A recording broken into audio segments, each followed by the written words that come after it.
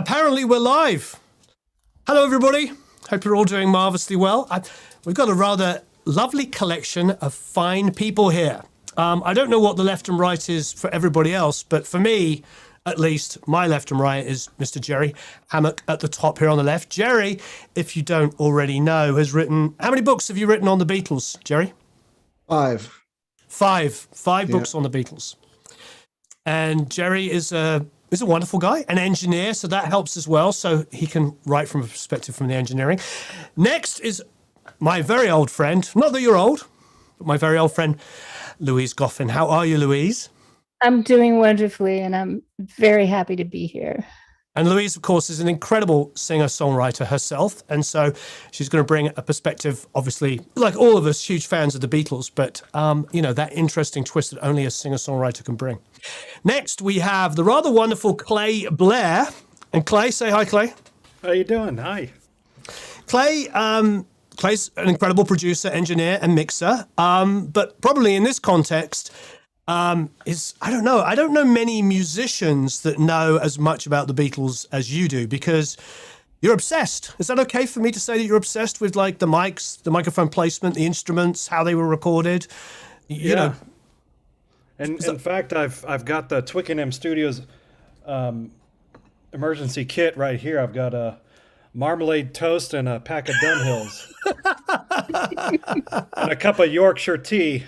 I've got to get my cup of tea. We can definitely talk about the tea and toast that was featured very heavily, and the fact that, yes, I am a marmalade fan myself. But last but definitely no means least, we have my very good friend, or all of our good friends, Mr. Marc Daniel Nelson. Supreme engineer, producer, and mixer in his own right. Marc, how are you? Hey, hello. I was wondering who was going to do the Alec Baldwin Schvetty balls. I think who first started that was Jimmy Chamberlain. Really? Yeah, there's a video interview of him long ago, and every time he talked to you, he would talk like into the mic and pulverize it. Sorry. Nice. Marc would know because, of course, he's a Chicago guy. Well, look, thanks for having me. This is awesome. I'm glad everyone got together for this. This is one of those things that once in a million, waiting forever, and literally I don't know what to do with myself now because I've been waiting so long, the last at least 3 years straight, but definitely 25 years waiting. And now leading up to it, we hit it. And like I was saying off camera, I have this like separation anxiety. I don't know what to do with myself. I need to find, some kind of connection to. Anyways, this is. You need to grow a beard and go out and shop for some colorful shirts and the plush shirts. Where do we start? I mean, there's so much to talk about. There's no secret. Clay and Jerry and myself did an episode about, I don't know, maybe 3 or 4 months ago about Let It Be specifically. And whether people know this or not, I know I'm sure all collectively and individually know, Let It Be is my personal favorite Beatles album. I would say it's not necessarily their best album. You could argue Revolver or the White Album, Abbey Road, or any of the Sgt. Pepper's. But for me, it's my favorite Beatles album. So like Marc and all of us here, I was so excited for this to come out. And from my personal perspective, I'm not disappointed whatsoever. Jerry, I have to ask you first, was there anything technically, and Clay as well, between you two, anything technically that you're like, oh, I didn't know they used that mic. Oh, I didn't know they used that guitar. Oh, that's not how I thought it was done. Was there anything new that you didn't already know? Mercifully, no. Mercifully, mercifully, no. The only surprise piece of gear that showed up was a very old mixing console that they used to do some of the tracking at Twickenham. And so it's a very old EMI console with big old black Bakelite knobs. That was about the only piece of gear that I haven't seen. And I didn't document in my books just due to the fact that it really didn't become embedded in the canon. But Are you talking about the guy that was recording? I'm blanking on his name. I've got notes, but I'd have to go back quickly. it was Glenn Johns was. Oh, no, it was tracking Glenn. it. Oh, Yeah. I thought you meant when because the guy who was the sound recordist, he had like a little. Yeah, well, console. that's the little Nagra machine, Yeah. and he had a little console to mix multiple sources from that, because he was picking up multiple fly on the wall feeds from. I think those were D12s.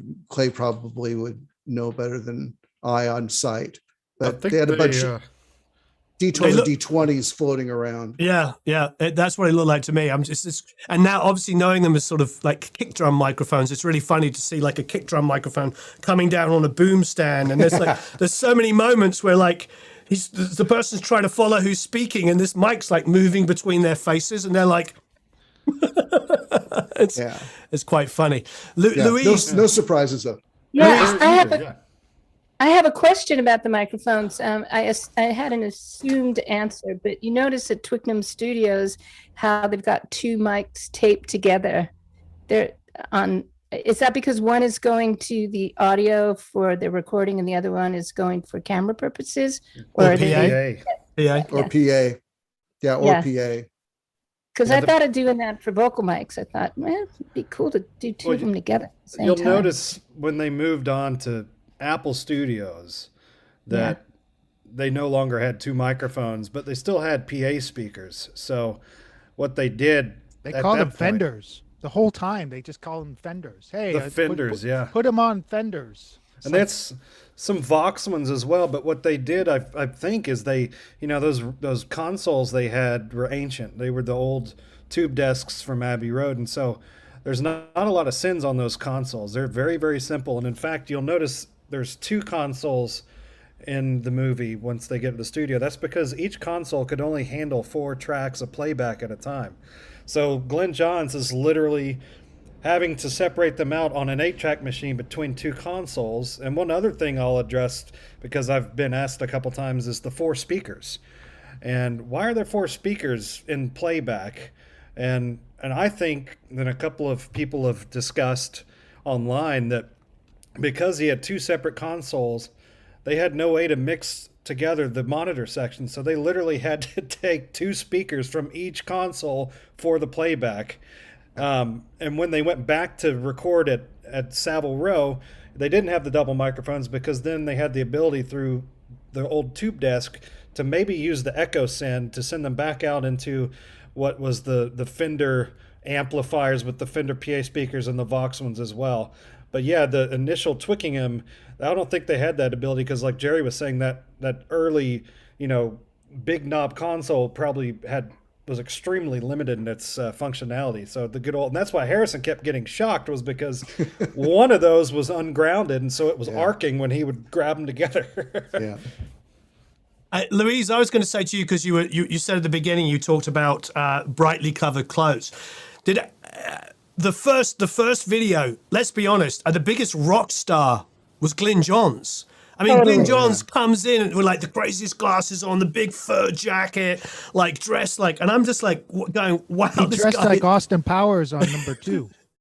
It was just like, On the second one, he comes in with the fluffer white shirt and the blue velvet jacket. I mean, he's such a rock star in the whole thing, and he's just like, yeah. And I'm looking at him like, don't get me wrong, but I'm like, this guy's pretty freaking handsome, and he's dressing up like a total like dandy. I mean, I'm sure he must have been quite the rock star engineer producer at that period, to say the least. I think things. Carry on.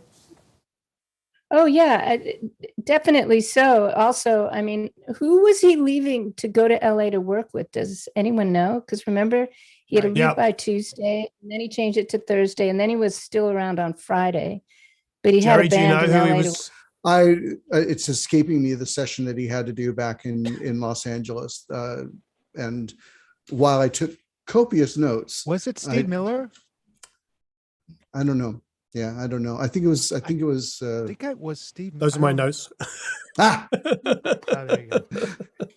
yeah. I was revisiting 1969, and I wrote them by hand, Warren. So appropriate technology.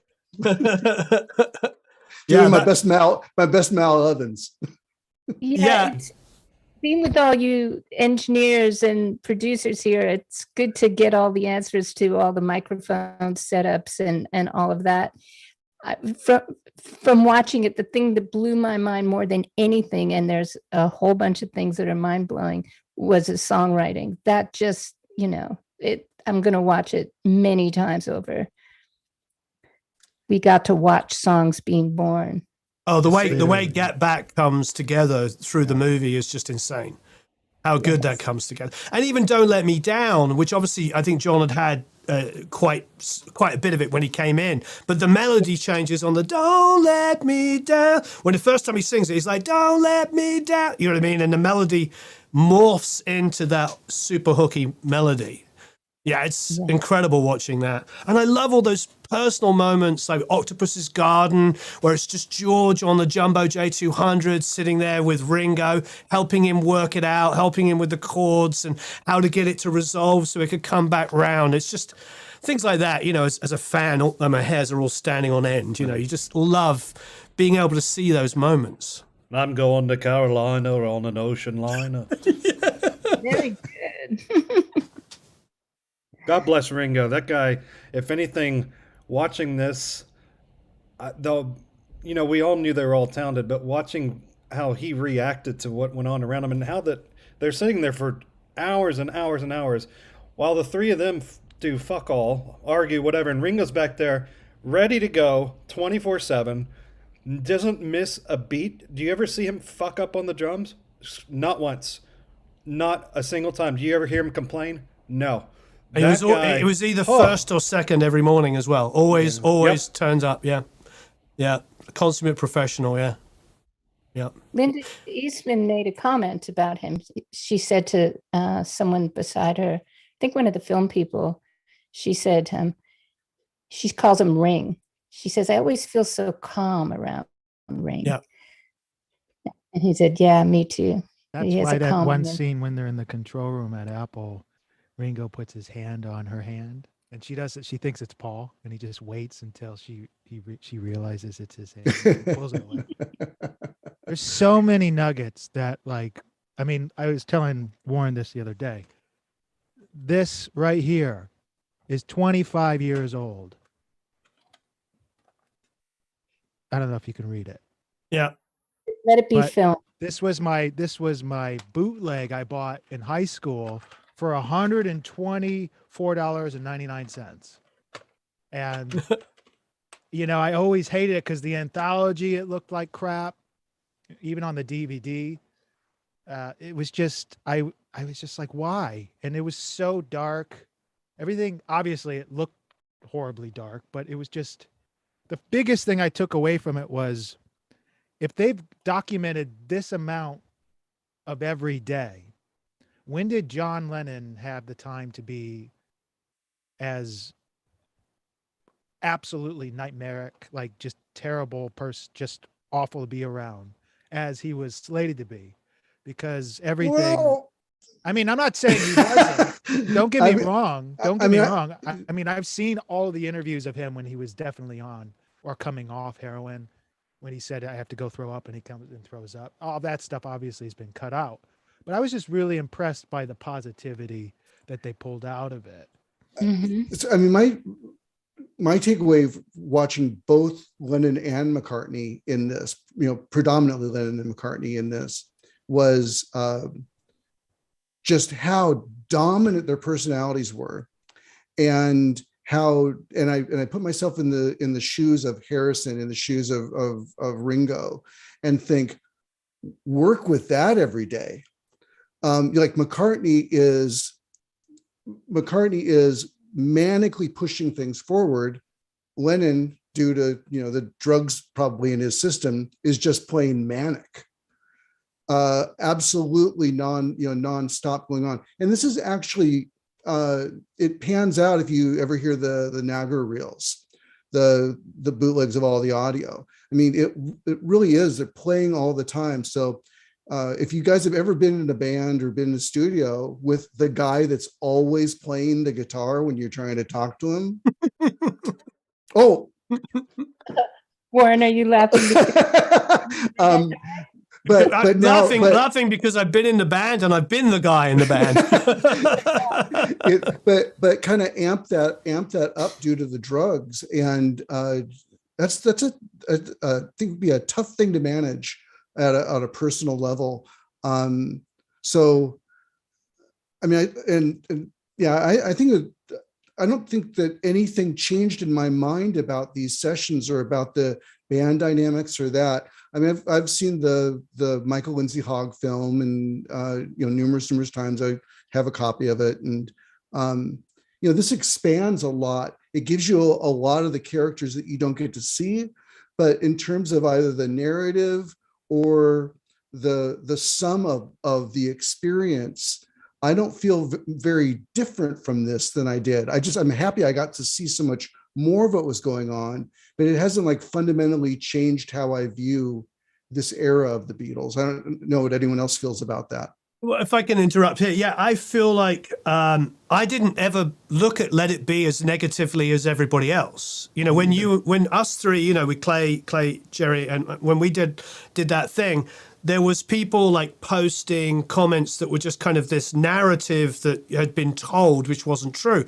I mean, that moment when they're reading back the papers, and you just saw what actually happened the day before, but they're reading back these things that were supposed to have happened to them, and they're just laughing. Yeah. And this, I feel like the sensationalism was different in those days because they didn't have the internet, but it was still there, the hype and the sensationalism. I think my overriding thing, for me, was like Paul was the same person the whole time. And he has a swagger and a confidence to him. The very first scene when he walks in like a man with a purpose. And he just walks in, he's very confident. He has a real swagger about him. And I actually had never the first thing I felt watching the first movie was just like, I've never seen them move like that, because it's always like a shot of them playing live, or a shot of them in an interview, or a shot of them when they're playing and recording. And there you actually saw them move. Like Paul is a very focused, kind of very, credible kind of personality. John, whether he was stoned or not, is kind of gawky and awkward. But the thing was, when they ended up in the roof at the very end, Paul's still the same person you see in the same episode, but John is playing live. And he just comes to it. Suddenly he's like, don't let me. And he just comes alive. And you can see the difference. Like Paul is Paul the whole time.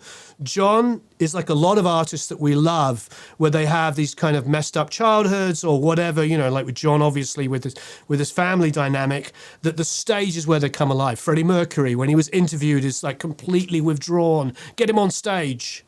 He comes alive, and that's John. It was really interesting to watch him be that person, all the way through. But on that live footage, he's the most compelling person. But you wouldn't have thought that if you watched the other 9 hours of the movie. You think he's going to be that shy, kind of awkward, fooling around, kind of class joker. No, put him on stage. He's the one that comes across the best on the live stuff. So it's anyway, carry on. Sorry. And they also, they took, how many of those songs from the roof of John's performance that went on the record? I know Dig a Pony, I think, and Don't Let Me Down was used on a B-side. Jerry knows but the performance of Lennon, and also one thing that struck me is, a lot of people maybe underestimate Lennon's ability on a guitar, and you can see his lead playing was great. He's incredible. And were they playing what's the Lime show? Was the Dick Lime or the Dave Lime in episode 1? The little dee dee dee dee dee dee, and he knows all the inversions and all the little. I'm like, you gotta know how to play guitar to play that. He really kind of blew me away, I gotta say. Well, he does a solo different album. He's the soloist on Honey Pie, on the White Album. He plays that traditional jazz guitar solo on that. That's not George, that's John. And it's absolutely note perfect, convincing. The guy can play. And I agree with you. Over time, his ability has been forgotten, I think, by a lot of people. He's become the rhythm guitar guy. So we're expecting, that he's doing, some Everly Brothers strumming back there, but he's not. He's truly plays, and he plays a lot. It's great. Good to see that.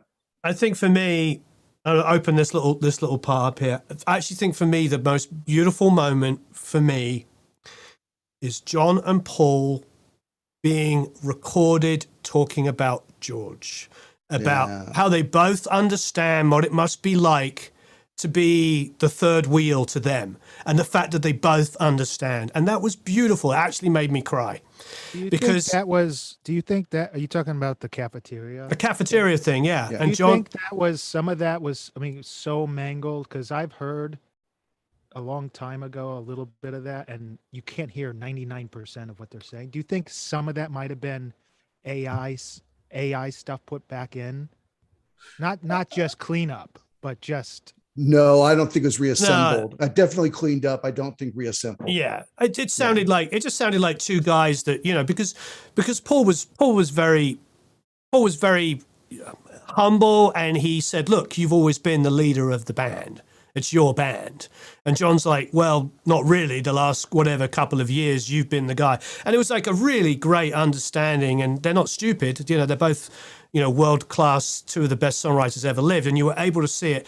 And they were self-effacing. I think Paul was very skilled to kind of help John. But then John was very skilled because when you watch, at least from my perspective, when you watched it, George was always looking for John's approval. Like the moments, like he's always like looking, and he turns to John and he's got the new song idea and he's like looking for John's. So I don't, you know, being the junior member, I mean, what was he, 3 years younger than John and Ringo? You know, that's quite a difference. The band's breaking up and he's what, 26, 27 years old? You know, he's still young. And so, yeah, I don't know. That was my, carry on. When you say the band's breaking up, you just said that. Did they know the band was breaking up, or were they hoping the band wouldn't break up, or were some hoping the band wouldn't break up? Like, was it a foregone conclusion while they were doing that? I don't know. I think I'm just doing what everybody does. I'm doing the retrospective because we know that this was sort of the last 6 months of it, you know. So Jerry's historically far more accurate than me, so it's probably a Jerry kind of question on this one. Yeah, I mean, the tea leaves, you could read the tea leaves in terms of what the work that was going on, the way they were talking about the work they were doing, the ambitions that they had individually. You know, George talks about toward the end of the movie, toward the end of the third part, how he wanted to record all of his songs and that he could give them to that he had his quota for the next 10 years, I think he said, and he could give them to others, but why do that? He wanted to see what they sounded like with him doing them. And he said, you know, I want to do me. And I think I can do me and you guys can do you, and we can still do the Beatles. So I think they were trying to negotiate. They were probably trying to negotiate, like, how do we move forward as we're all growing up, and we have our own personal ambitions outside of just the Beatles. But I don't think they had a thought that, you know, come 1970, we're going to call it quits. I just think that they were negotiating difficult relationships and personal ambition. I honestly think it was something for John to say, and even Yoko going, you should do it. I think in retrospect, it might have, if everyone was doing that, but they kept it going, it could have been everyone outreaching to do what they wanted to do and then come back and do what they do best and what was always originally best. It's a very tricky thing to kind of figure out when you're looking at going, well, look at all these great songs George Harrison was writing. How come they didn't give him more? And it's like, how do you change something that was already in play for 7-8 years by that time, with John and Paul being the master guys and putting out everything? And then here comes George, and his 2 songs on Abbey Road are probably the best songs on the record. There actually was a really interesting comment that Lennon made when that was happening in the film, where they said about the live show, why don't we play other people's songs? And Lennon said, I can barely stand playing you guys' tunes. And why was because they're better. He said, I don't want to do someone else's songs. They're better than ours. I can barely stand doing you guys' songs. And so, you know, I think it was a very honest moment. And I mean, how do you put that toothpaste back in the tube if you go out and do your own thing, and then, you know, all of a sudden it's, you saved the best songs for your solo project. You didn't, you know, leave them for the band. You're not thinking of us. It gets complicated. Almost seems like a clear, obvious, you know, in terms of John Lennon's songwriting, that pretty clearly obvious that he obviously chooses not, he doesn't want to work. He doesn't like responsibility. He doesn't want to be pressured or feel obligated. He spent 6 years doing that to please other people. And then like right around after Abbey Road or after White Album, he just didn't want to do it. He didn't want to write songs. He didn't feel like it was his fun, or he was supposed to do it, or he was told, and Paul's on his ass telling him, you better get some songs. And he's like, dude, I got it, which is hilarious because he did that with All You Need Is Love as well.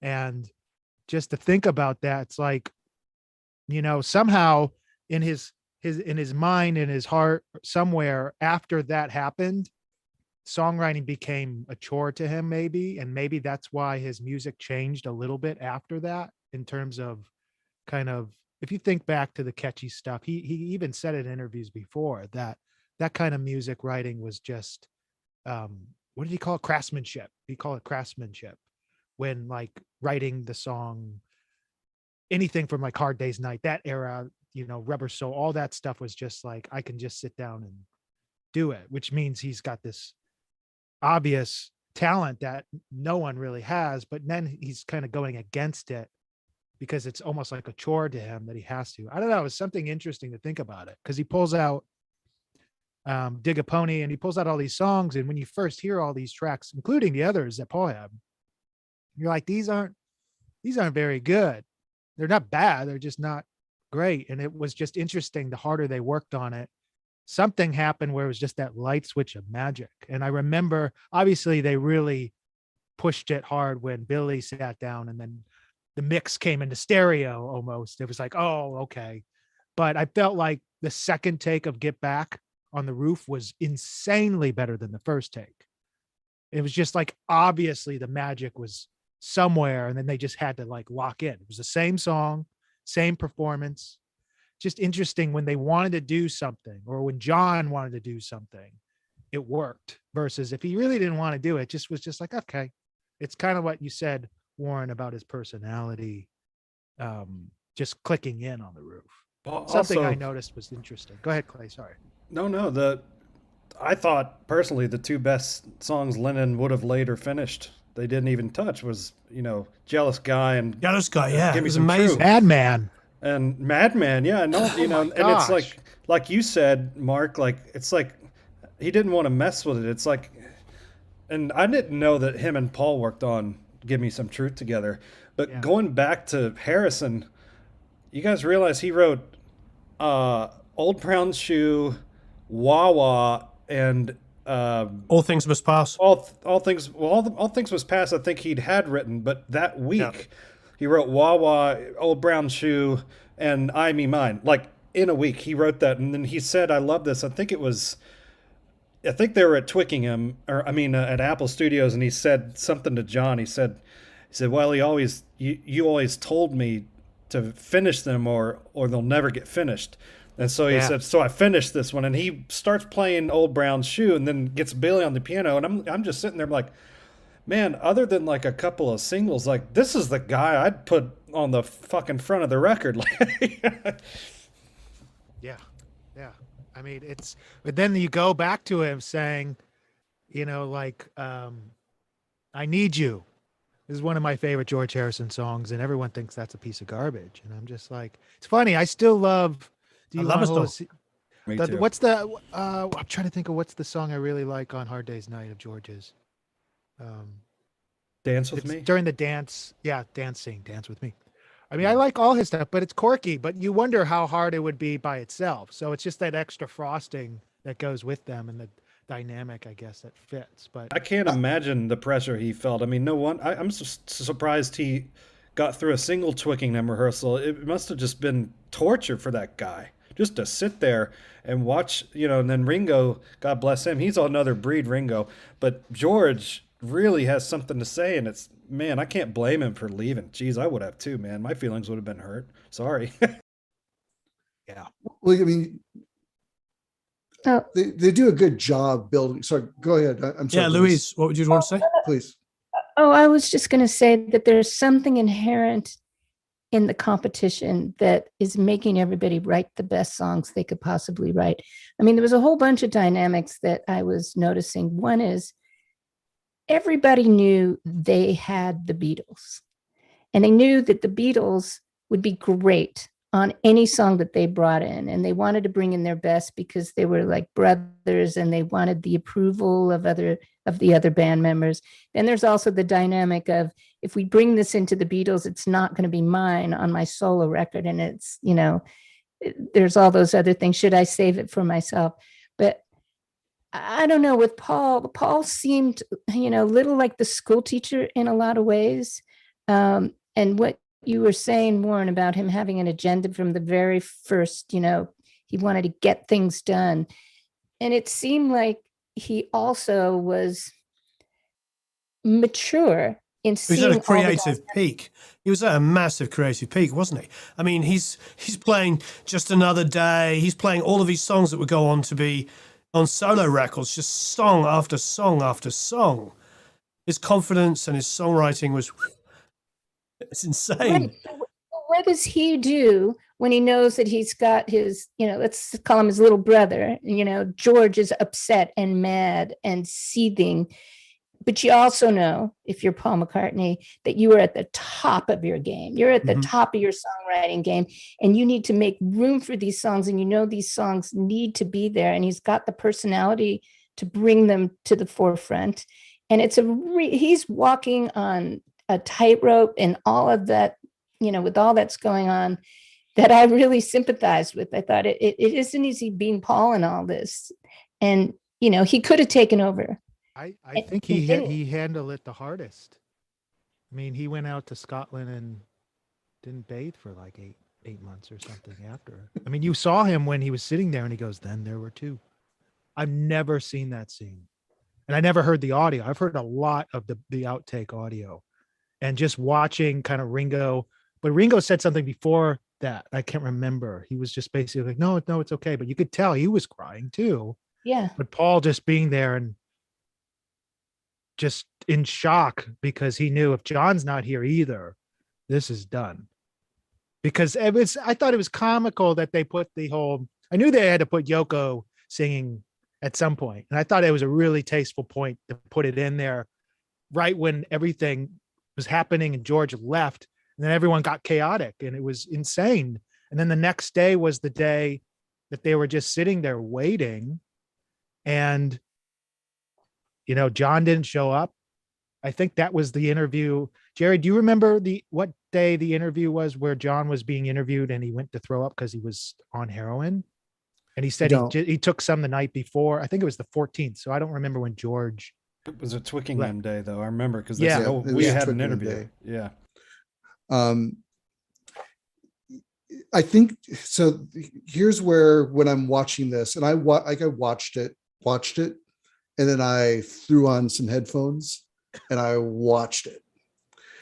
And something I think for everyone going through the film that wants to think about these things critically has to remember is that Jackson as a director is assembling a narrative. And when I was especially watching the part one, there's very little video that truly syncs with the audio. So these are assemblages. Like, I think it's almost better as an audio book, part one. But these are assemblages in some way where the emotion you might be seeing on the face isn't necessarily tied with the words that were being said when that emotion was being evoked. Right. Because he had to fill in gaps. He's making a movie. He wasn't making an audiobook. So some of this, some of what we feel from this, I ascribe to what Jackson, masterfully assembled out of all of that audio that he had. I don't believe Michael Lindsay Hogg really had a clue of what to do with making a documentary. He had spotty coverage. of, like he didn't have enough cameras to actually cover the band. And so that's why we'll hear off camera Lennon talking, and on camera we see McCartney reacting reacting to something. We don't know. It's because his coverage wasn't complete. Where the film is most authentic is when we get into Apple, and it's so tight, we do get the coverage, and we know that's what they were saying in that moment and how they were reacting in that moment. So, yeah, a little critical. Totally. Can I get there's so many great quotes in this. Like you, Jerry, I took some notes. I absolutely love George Martin really early on when they're in Twickenham. And I went back and watched this 3 times so I could get it verbatim. They're talking with, there's that scene where you see Paul and George, and I can't remember, a couple other people sitting, probably Mal Evans sitting around, but it's basically George Martin and Paul talking. And George Martin goes, "All you need is a good acoustic place to be in, which this isn't." That's it. Yeah, that's it. That's it. It's just like, it's great. And then the Magic Alex quote. Oh my God, what does he say about let me read back what he said about Magic Alex. So Magic Alex says he can build an 8-track. George Martin says, "I don't think we should have Alex build because we have to have something we know we can use." Yeah. The interesting thing I didn't realize was the Beatles were also poking fun of him, Alex. Oh, Right, yeah. right, yeah. For some reason, I always envisioned it because he was quote unquote, the way that Jeff Emmerich talked about it and stuff like that, that he was manipulating the band. And maybe obviously he was, but I think that he was just a friend that they just threw money at, and they didn't, because they were literally saying, "Oh yeah, he'll get to that."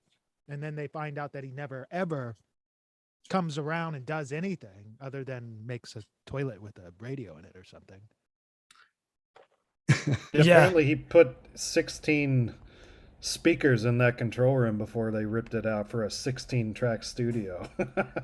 Yeah, what he had promised them was, essentially an unlimited tracks, unlimited control of the tracks. And he thought if you're doing 16 tracks, you should have a speaker for every track. If you're doing, and he promised that he could build these things, and he didn't have a clue how to pull it off. And that's, you need 72 tracks when you got a invisible force field.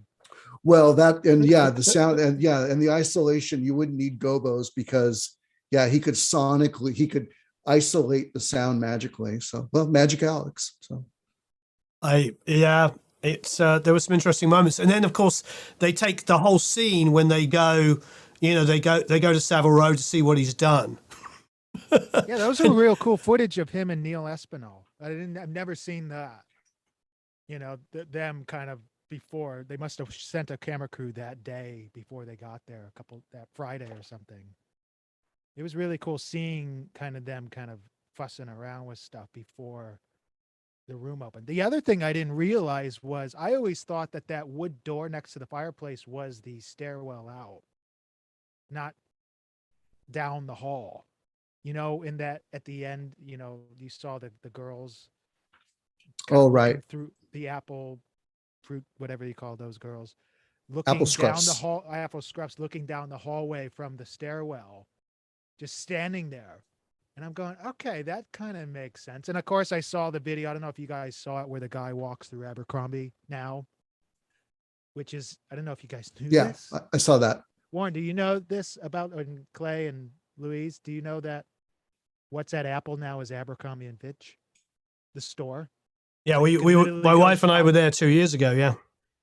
So Amazing. I went to the basement and it's just boxes of clothes. It's just like, oh my God. Well, I mean, I think I've told you all individually, but my father worked at IPC, which was across the way. So when they were playing, he could look over onto the roof and see them playing. But the thing is, my father was, he's an artist, he's a painter, and he was doing graphics work for this magazine.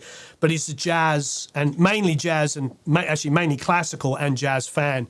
So when I got older, obviously have no memory of that. But when I got into the Beatles, he told me, he's like, "Oh yeah, I watched them," and I was like, "You saw the Beatles?" He's like, "Yeah."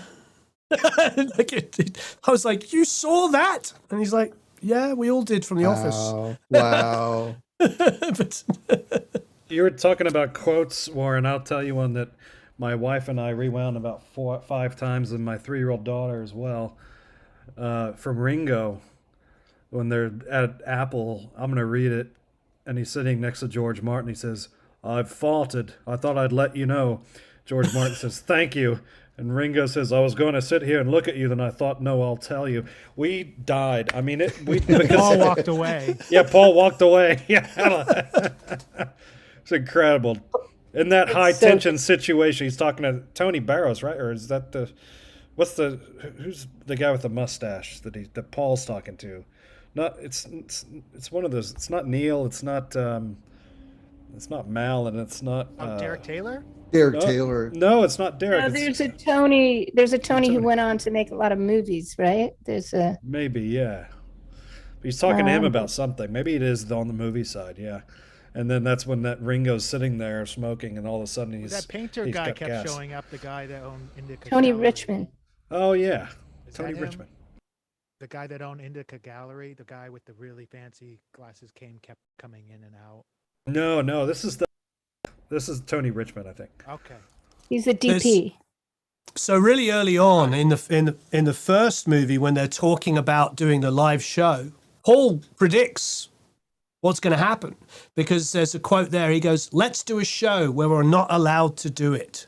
And that's right, like the first hour of the first movie. Yeah, And then they end up, of course, doing it on the roof, and all the noise complaints, and the police arrive and everything. And we've got to love Debbie. Debbie, the receptionist, is the hero of the day. I think she's one of the stars of the movie. The way she just said, "Tell them there's too much weight." she's so good. She's like, "I mean, well, I don't know. I mean, we could ask, but I don't know where he is, and I don't know what they're doing." She just delays the police for like half an hour. They're on the roof. They didn't even know they were on the roof. Derek's supposed to be down soon, but I don't know where he is. Oh, she's awesome. Yeah, Debbie's the unsung hero of that. Like, absolutely amazing. And she's so convincing. She just keeps making up a new excuse, and each time the police buy it. So. I really love seeing how the Beatles were totally in control of their, of what they wanted to do. Like it or not, they were in control. Michael Lindsay Hogg was always trying to force the direction of the documentary or the event. Let's go to that Acropolis. Let's go to Tripoli and film. And right from the start, McCartney's like, Ringo's not leaving the country. Must have had a good drug dealer in London, man. I don't know why Ringo wouldn't leave.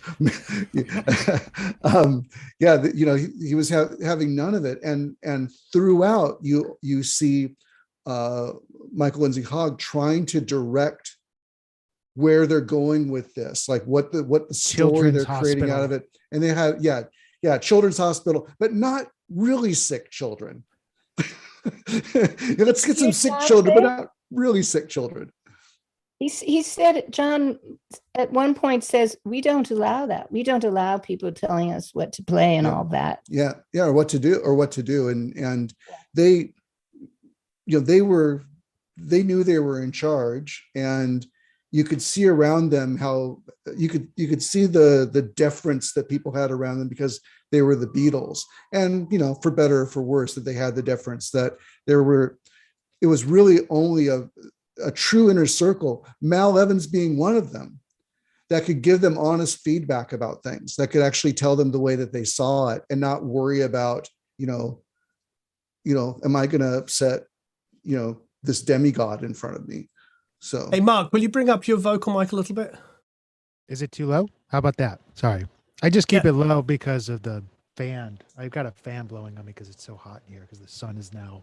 And when he means fan, he means somebody who really likes him behind with a. I've got some fans here. wafting. My dog is the fan of all fans, asleep on my couch, staring desperately at me. I mean, this. Carry on. Okay. You first. No. I was just gonna remark on just geeky stuff. Like, when George first plays the Fender 6-string bass, and it's like a little geek in me. It's brand spanking new out of the box, like the shiniest, most perfect looking 6-string bass I've ever seen in my life. And I was just like, I paused it. I was trying to put it on Disney Plus. It's really, at least on my TV, it's really hard to pause the right frame. So I went back and forwards like 10 times to do it. And finally I paused it. And I'm like up at the TV staring, going, wow. Did you guys notice that it wasn't nearly on Apple TV? It was pretty, not super low res, but it wasn't as sharp as some of the previews on YouTube. I thought it was out of sync as well a bit in spots. Well, okay, guys. Two things.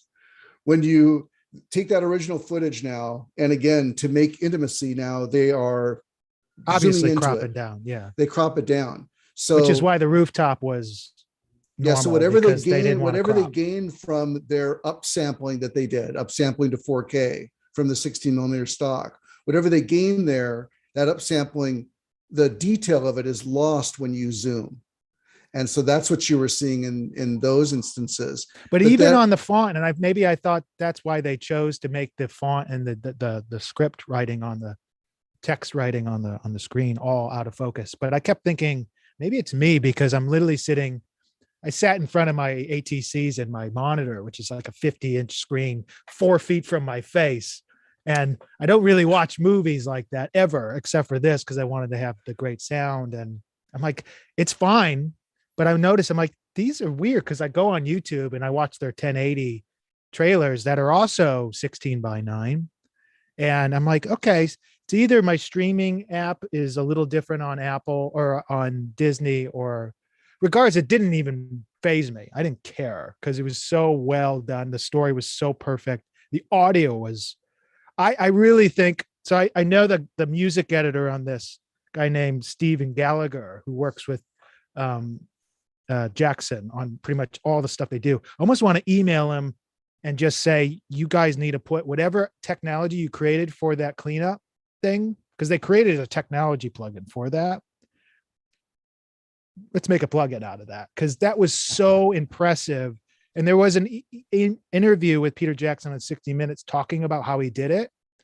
And he says, no, when I mean take everything out, I mean, it's just the voice. And Isotope obviously can get you pretty close, but not like that. Not being able to, as he said, take a mono tape machine and, Nagra mono single track and cut all the instruments and the dialogue out. And you can basically put in to it saying, find John, and it finds John. That's what he was saying in the 60-minute interview. I don't know if you saw that. It was really impressive. And I'm going, what technology is this? They need to put that out, because they'll make a killing on it. It would change the way movies are made just by that. No more ADR. Like voice recognition. That's an amazing technology. Spooky. So I have some technical questions. PA, they had a PA at Savile Row while they were playing? Yeah, 2 of them. So, and what was the effect of the PA going into the microphones, and how did they manage that? Well, trouble, because you had a lot of feedback issues that they were dealing with. Why they wanted it was because they did want it to feel like a live performance. They wanted to feel like they were on stage rocking. They wanted to feel the air move around them. I liked it when John said, put it on the ceiling on those sticks. On those sticks. On the sticks. Like, you mean those wood beams? But yeah, hey, can I just interrupt you for 1 second? My friend Lauren Passarelli is with us, and she's incredible. And you know Lauren Clay? She also is like a massive Beatle enthusiast and incredible guitar player who knows, like yourself, like all the parts note for note. Lauren, if you're still with us, we'll loop you in. Eric will give you a link if you're still watching. Anyway, carry on, Jerry. No, just that was the purpose of the PA. The problems they had with it were you can see through the documentary where they're always pushing their mics around, those Neumann KN54s or 56s that they're pushing around all the time. And there was constant fighting of feedback going on with the PA.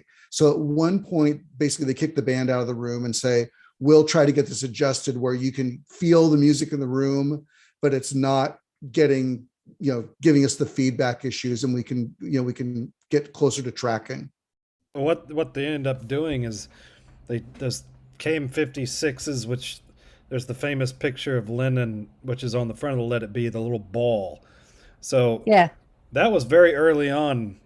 By the time they're actually getting takes, and by the time Billy Preston's there, I think all the KM56s are gone, and they're using those gooseneck mics, which are AKGs. AKGs.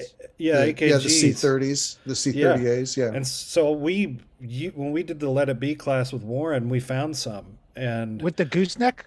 not the full gooseneck, but a half gooseneck. Yeah. And we used them live with a PA, and I could not believe how good the rejection was on those mics.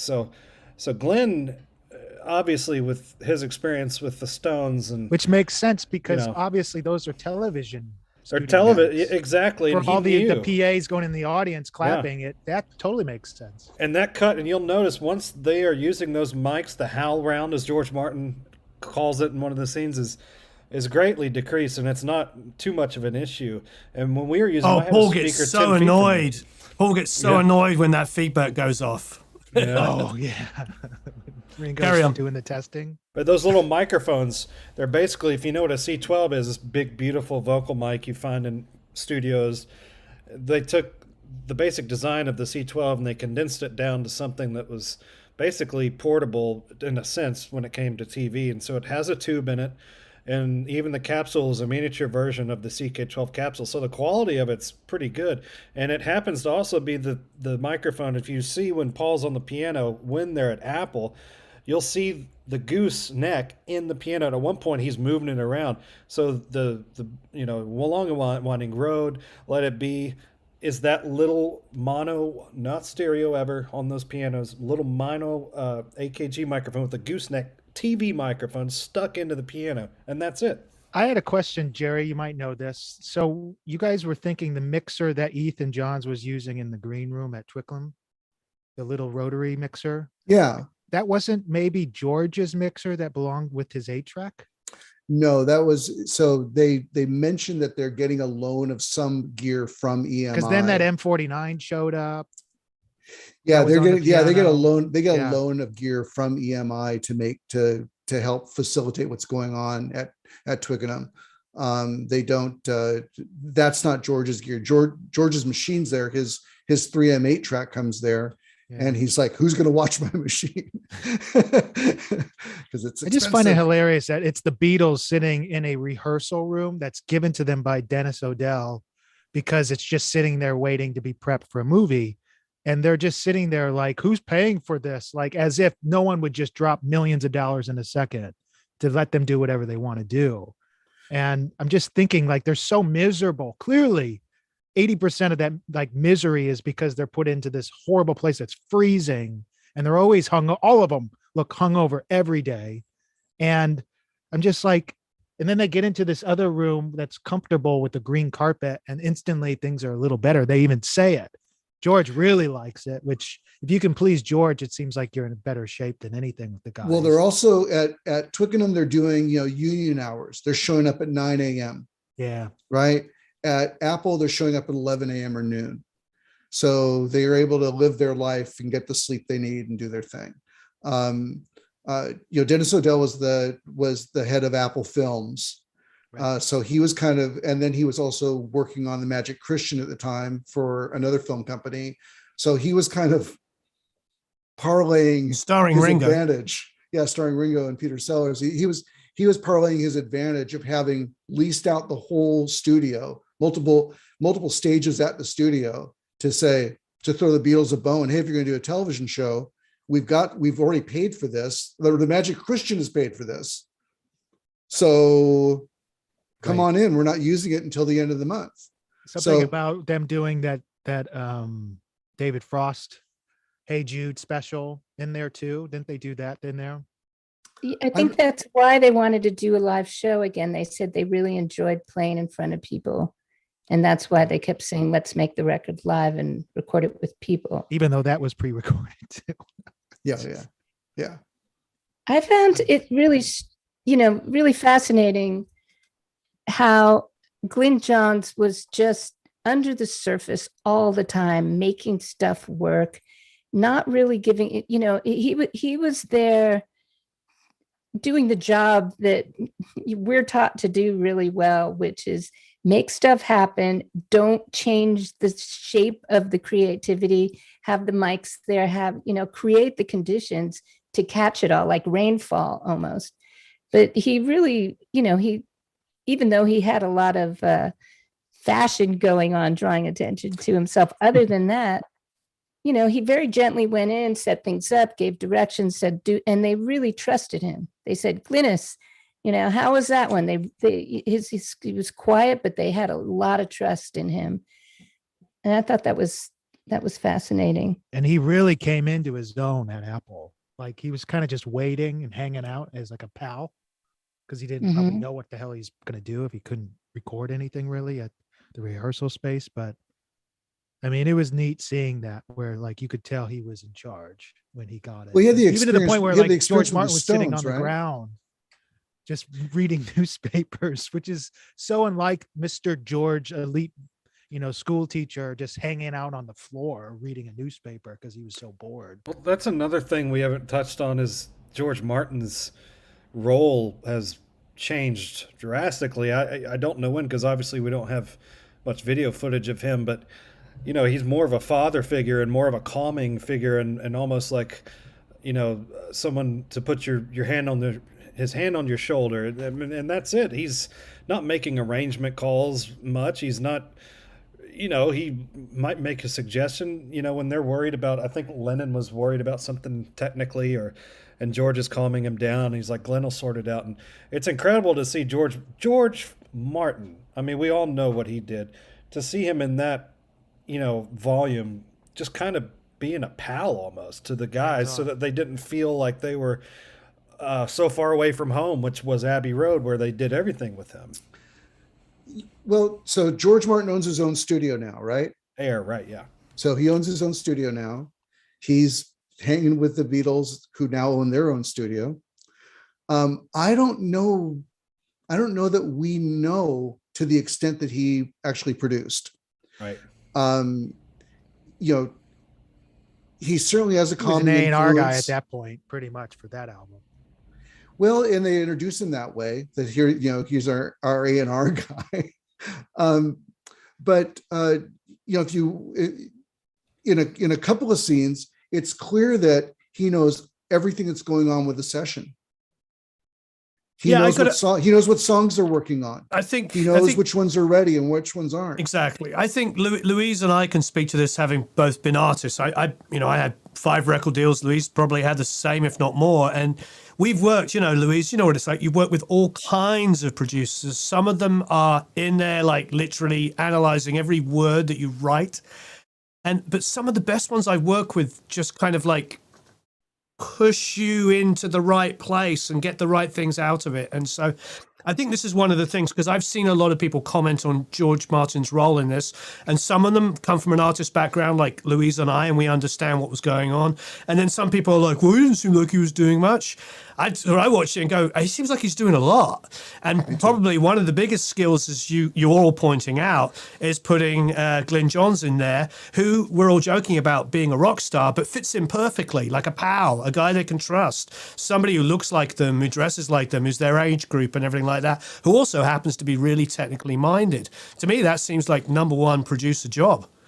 You know what I mean? Yeah. I mean, Louise, what's your how was your take on it from George's role as a producer? Well, I was surprised at how little he was doing. I was watching this on a lot of levels, psychologically not being least, the psychological dynamics between all of them. For me, it seemed like Paul had the most to lose of any single person in that room. If the Beatles, it seemed like John was already happy and feeling fulfilled with Yoko and in another mode. And even though Paul seems fulfilled in his personal life, I really felt like he needed the Beatles.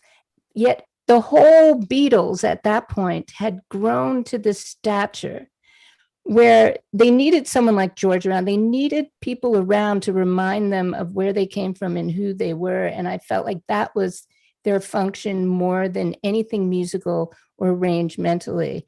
And of course, with Glenn, they needed someone they could completely trust so that they can be wacky, which they were. They were so silly and kid-like, so much of that, which I loved, and it really helped their songwriting.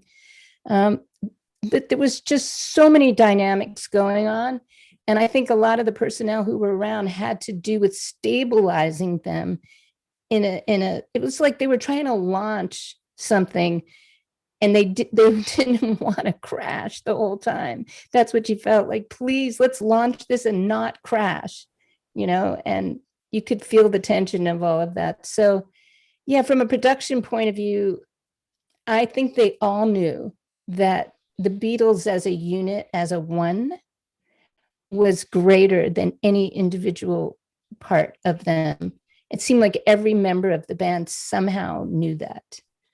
I really Definitely. enjoyed the Mal Definitely. Evans aspect too, of him kind of tying every it was, like you were saying, Warren, about George Martin being the guy that kind of tied it together, but really Malcolm being the guy. It's like you see Neil for like a second because he's obviously doing stuff at Apple at the building, and Mal doing everything he can to keep it together, like sitting with Paul, writing the lyrics, jotting them down. My favorite part of Mal's, which was hilarious to me, was he's just like, I'm not eating today, getting a little pudgy. And then like 3 minutes later, they're doing a performance and Mal's sitting in the back, like eating something, just like totally stuffing his face because he's just like obviously a human being. It's just funny. The one thing I did feel about this little thing was something interesting, because I mean the Beatles for me is like, I wouldn't say a religion, but I feel that it's part of my DNA. Literally, it's one of those comfort foods that if I having a bad day, just reading about it or looking at a picture or listening to an audiobook or seeing a movie will really set my emotions stable. It's one of the few things in my life that can from a songwriting perspective, I mean, let's not just underestimate it. I mean, like Ringo's like half a dozen songs that he wrote in the whole period he was in the Beatles, 5 songs, I don't remember how many it is, Jerry will know, are pretty much good enough to be singles of most mid-90s indie rock bands. You know what I mean? And then you've got George Harrison as a singer-songwriter that's as good as any great songwriter from the 60s. And then you have John Lennon, and then you have Paul McCartney. I mean, it's no accident that so many of us keep coming back, because there's just so much songwriting prowess, let alone performance and ability. But there's one thing lots of people are touching on in the chat here, and I know we all feel this, and it's something I want to say. I've said this ever since starting a YouTube channel and talking about stuff, is that for people, I have this conversation with Americans all the time. It's like, and I know Louise understands this because she lived in England. We in the UK grow up loving British music, but the music we love more than anything else is Black American music. And you just soul music, R&B, blues, and jazz. We like it more than anything else. And you see Billy Preston walk in the room, they all turn into like the giddy little schoolgirls, and it's amazing. They're just so in awe of him, and he's so happy to be there, and the whole dynamic gets so positive. And I'm sure Jerry knows this better than anybody, but they had seen Little Richard perform in 1962, I believe, Jerry, and fallen in love with Billy as a piano player, as a keyboard player. And then he comes back at that period and he's playing some shows, and George gets hold of him and says, I think it's George, isn't it, Jerry, and says, come down to the session. And before you know it, and it's just a beautiful moment when he comes in and they're all invigorated. There's somebody they worship as a player and they love his dynamic, and he's so happy to be there. And it's just like, woo, it's a beautiful lift. Yeah, It is a beautiful lift. Yeah. Go ahead. Yeah, no, he ups the game completely. Changes the dynamic completely. yeah, they had played with them with Little Richard in Hamburg. They were George early in the documentary mentions that he's working with Ray Charles, and he gets a little star turn in the Ray Charles show. And Ray Charles normally would play organ, but with Preston there, it's like that guy, let him do it. Certainly, as soon as he starts playing, the character of the songs matures, and unfortunately, in this cut that Jackson did, you don't get to see the work that how these songs evolve. We see so much of the tomfoolery and the back and forth going on that I don't think you get a great sense of the fact that, like, even at Twickenham, they were playing these songs 30 or 40 times a day. They were going through these songs. They're putting in a lot of work on the tracks, even if they didn't get them all the way through.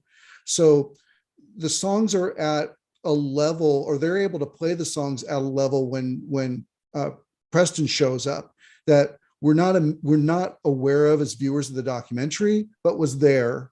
And now when Preston shows up, we actually see them buckle down and do what they can do. To me, as soon as Preston shows up, it's the Beatles. I agree. So, and I love, like, they're working on "I Got a Feeling," and George is like, well, I'm playing this kind of thing. What if you kind of played something like this? And then he pulls it out, and then they start playing, and you can see the look on Paul's face like explodes when they hit that dee dee dee dee dee dee, and Paul's just like, what's going on? That's it. And you can hear it when you're watching it. You're like, that's it. That's what what an incredible. And then they all, I remember seeing this in the anthology. George or Ringo said, when Billy showed up, we were all in our best behavior, because there was an adult in the room, An amazing musician.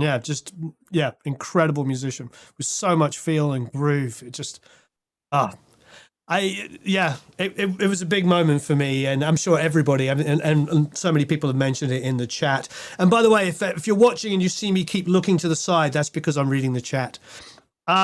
It was a beautiful moment, and I think the overriding things for me are Paul's confidence that never seems to go. His songwriting prowess is on show.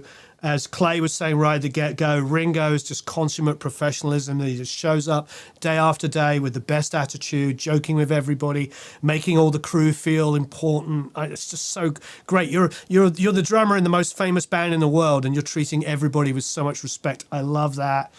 I think there's a lot of, like, stereotypes smashed. It's like, Yoko was there, but the way people paint it was like Yoko was in the way all the time. And I mean, we got 10.5 hours or whatever it is with Yoko not being in the way. So, I think there's a lot of kind of folklore, all the fighting that was going on. You see them joking about the fighting, that's being put in the press and everything. I think it did a good job of being balanced. I mean, what do you think? Do you think it portrayed all of the elements in the right way? Are you asking all of us? Yeah, all of us. You can go first. You've got the floor. First of all, I watched it all once, so I want to watch it all 3 times. There were moments where I had to turn it off because of the tension between band members.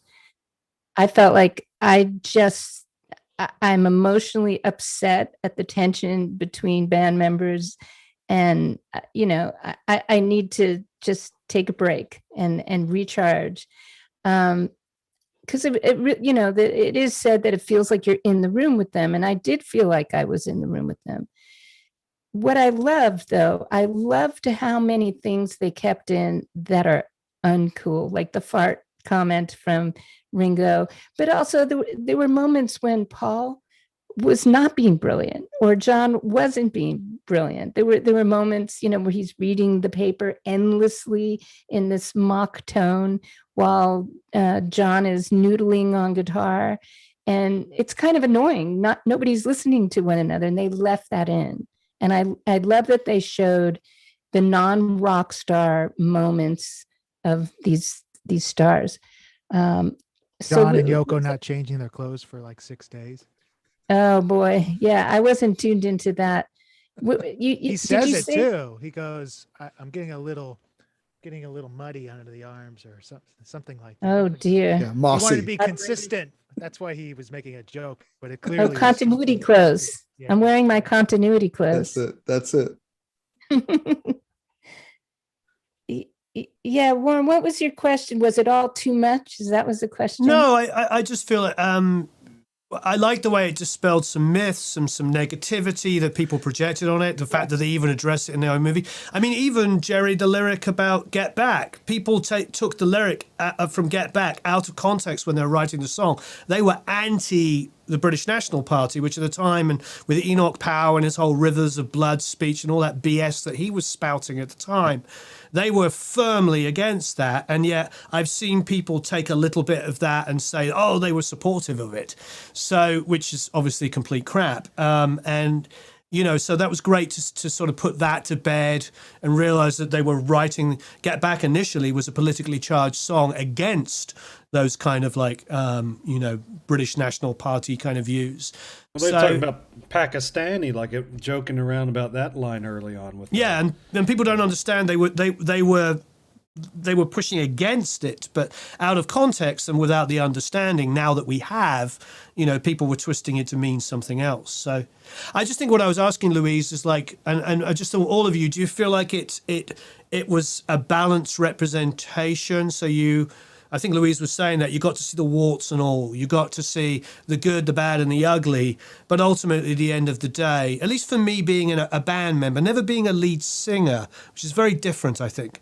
Being a band member, it just felt like what it's like to be in a room making a record. Oh, yeah. It felt like making a record to me. It felt a lot like making a record to me. All of the, you know, the tedium of getting things right. The biggest, I guess, revelation that I had out of what was shared through it was the level of collaboration in songwriting that was going on, which and the manner in which that collaboration happened. You know, just how absolutely active it was, that they would be working on the track, you know, working on Get Back, for instance, or working on Don't Let Me Down or one of these songs. And John would sing a phrase and Paul or someone might suggest a word, or Mal might suggest a word. And they're like, oh yeah, that works better. And then scribbling out what they had and filling in that word. And now the song's changed. And they were doing that constantly in the song development process. And I had no idea that was the kind of the way that they worked, or to the degree to which that they were doing that. Because, you know, they're working on Get Back almost up to the time it's performed. And it's amazing too to think about that aspect and living in 2021 and thinking about co-writes, which, you know, happens so often these days, and you end up writing a song with a stranger, somebody you don't know, maybe somebody you have written with, and the nonchalantness of what you're talking about, Jerry, is what got me as well. That it wasn't like, well, let's sit here and have a discussion about what that suggestion means, John. I don't know if I like what that infers. No, it was just like, oh yeah, that's it. There you go. Put it down there. And it was almost like, you know, things are so delicate when you do it, it seems, yourself in a co-write or in a writing situation, but that relationship, the symbiotic relationship, was so natural and just like your mate, like your wife or your husband, like your mate, like, oh yeah, I'll go with that. Like, it's incredible. It's hard to find that anywhere in any band or any group that exists, I feel like, in this era.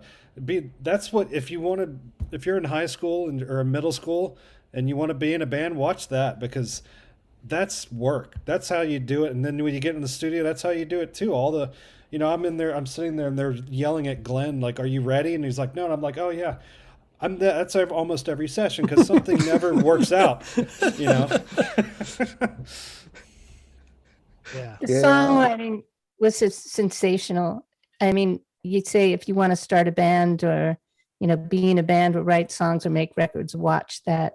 I just felt like I want to get back to that, where the pressure of do it now, finish the song now, not tomorrow, not save it on your, save it on your Pro Tools and come back to it and switch the lines, and always be able to have the option to switch it out, change the mic, change the plug-in, try a different harmony, get it all in the room, mistakes and all. And I noticed too, the way they were singing together, they're not singing pitch perfect.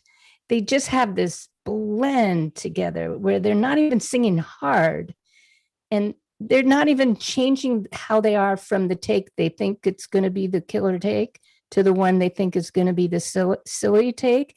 It's just all one big acting out of, let's do it this way, let's do it that way. And if they catch the take, they catch the take, but it's authentic every single minute that they're on mic. It's interesting you brought up the decision making, because Harrison mentions, I think it's in part 2, talks about doing this as a more of a live thing, or where they're limited to just what they're recording together. And he talks about the fact that we can put off the decisions, when we're normally making these songs, we can, we don't need to record that today, because we'll do that tomorrow. We'll do that bit. We'll do this little bit. We'll do that bit. It's funny that even back then with the traditional methods they were working on, those were, that method of working was recognized as having potential pitfalls, that you weren't making commitments when the idea was there. And we hear George Martin, I think later in the film, saying, yeah, when you've got the idea, get it done, get it out. And and these are principles that I know Warren carries forward, I carry forward today, is like, make a decision, get it done, track it. You can regret it later, but you can't typically remember it, so capture it. I think that was on the anthology, to be honest. I mean, I remember in middle school watching, that's when I kind of really dove in with the band. And I remember kind of putting that in my mind, going, it's okay to settle and move on, which is like part of, like, as a mixer, you have to know when is the song ready, and is it okay to just let it go? Like, there's nothing more stressful is getting into like the 5th and 10th recall of a song. And that no one, even myself, I'm super like calm now compared to what I was, like, let's say 10 years ago, when it comes to like mix notes. But I think a lot of it's because, you do it from afar. And hey, Mark, none of us on this panel are making enough to justify 10 recalls. Just exactly. So I think the funny thing is, the funny thing is, I remember as a young kid starting my mindset like that, which is it's okay to let things go, which is kind of like when I write songs and stuff like that, that maybe it's just, there is a point where you have to work hard at something, but it's okay to put it out. And then if it needs to be stronger or better, then you can go back and do another song or something. As like a guy trying to mix it, if the snare is too loud, in a year, they're not going to know or care, or maybe they'll just hyper focus on it. But it's interesting to watch it. And John Lennon is the guy that literally says, I don't tell you what to do. It's because his mind doesn't work that way. Paul is a micromanaging HR or PR, HR, all these things in one. He's the human resource guy for the band that makes sure everything is running smoothly. He's the public relations guy in the band that makes it all running smoothly. He's the technical guy that plans it before it happens. He's the guy that is going to take the heat because he knows John is not going to want to do it. He knows Ringo's just going to go along with it. And he knows George is, depending on his day, mood wise, might pull out at the last second. So he's the one depending on it. Obviously, we know that that's why the Beatles were so special, because each one of those had their own magic. But thinking about that, where you saw Paul like really pushing like the really bad harmonies on Don't Let Me Down, and you're just like, oh, those super pretty harmonies. Yeah. And like, he didn't want to let it go, but then he kept calling John's normal part cheesy.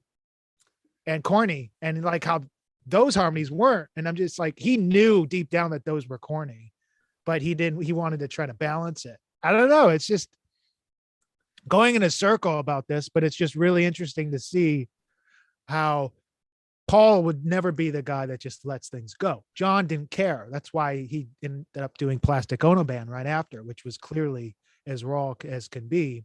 I have a question for you guys.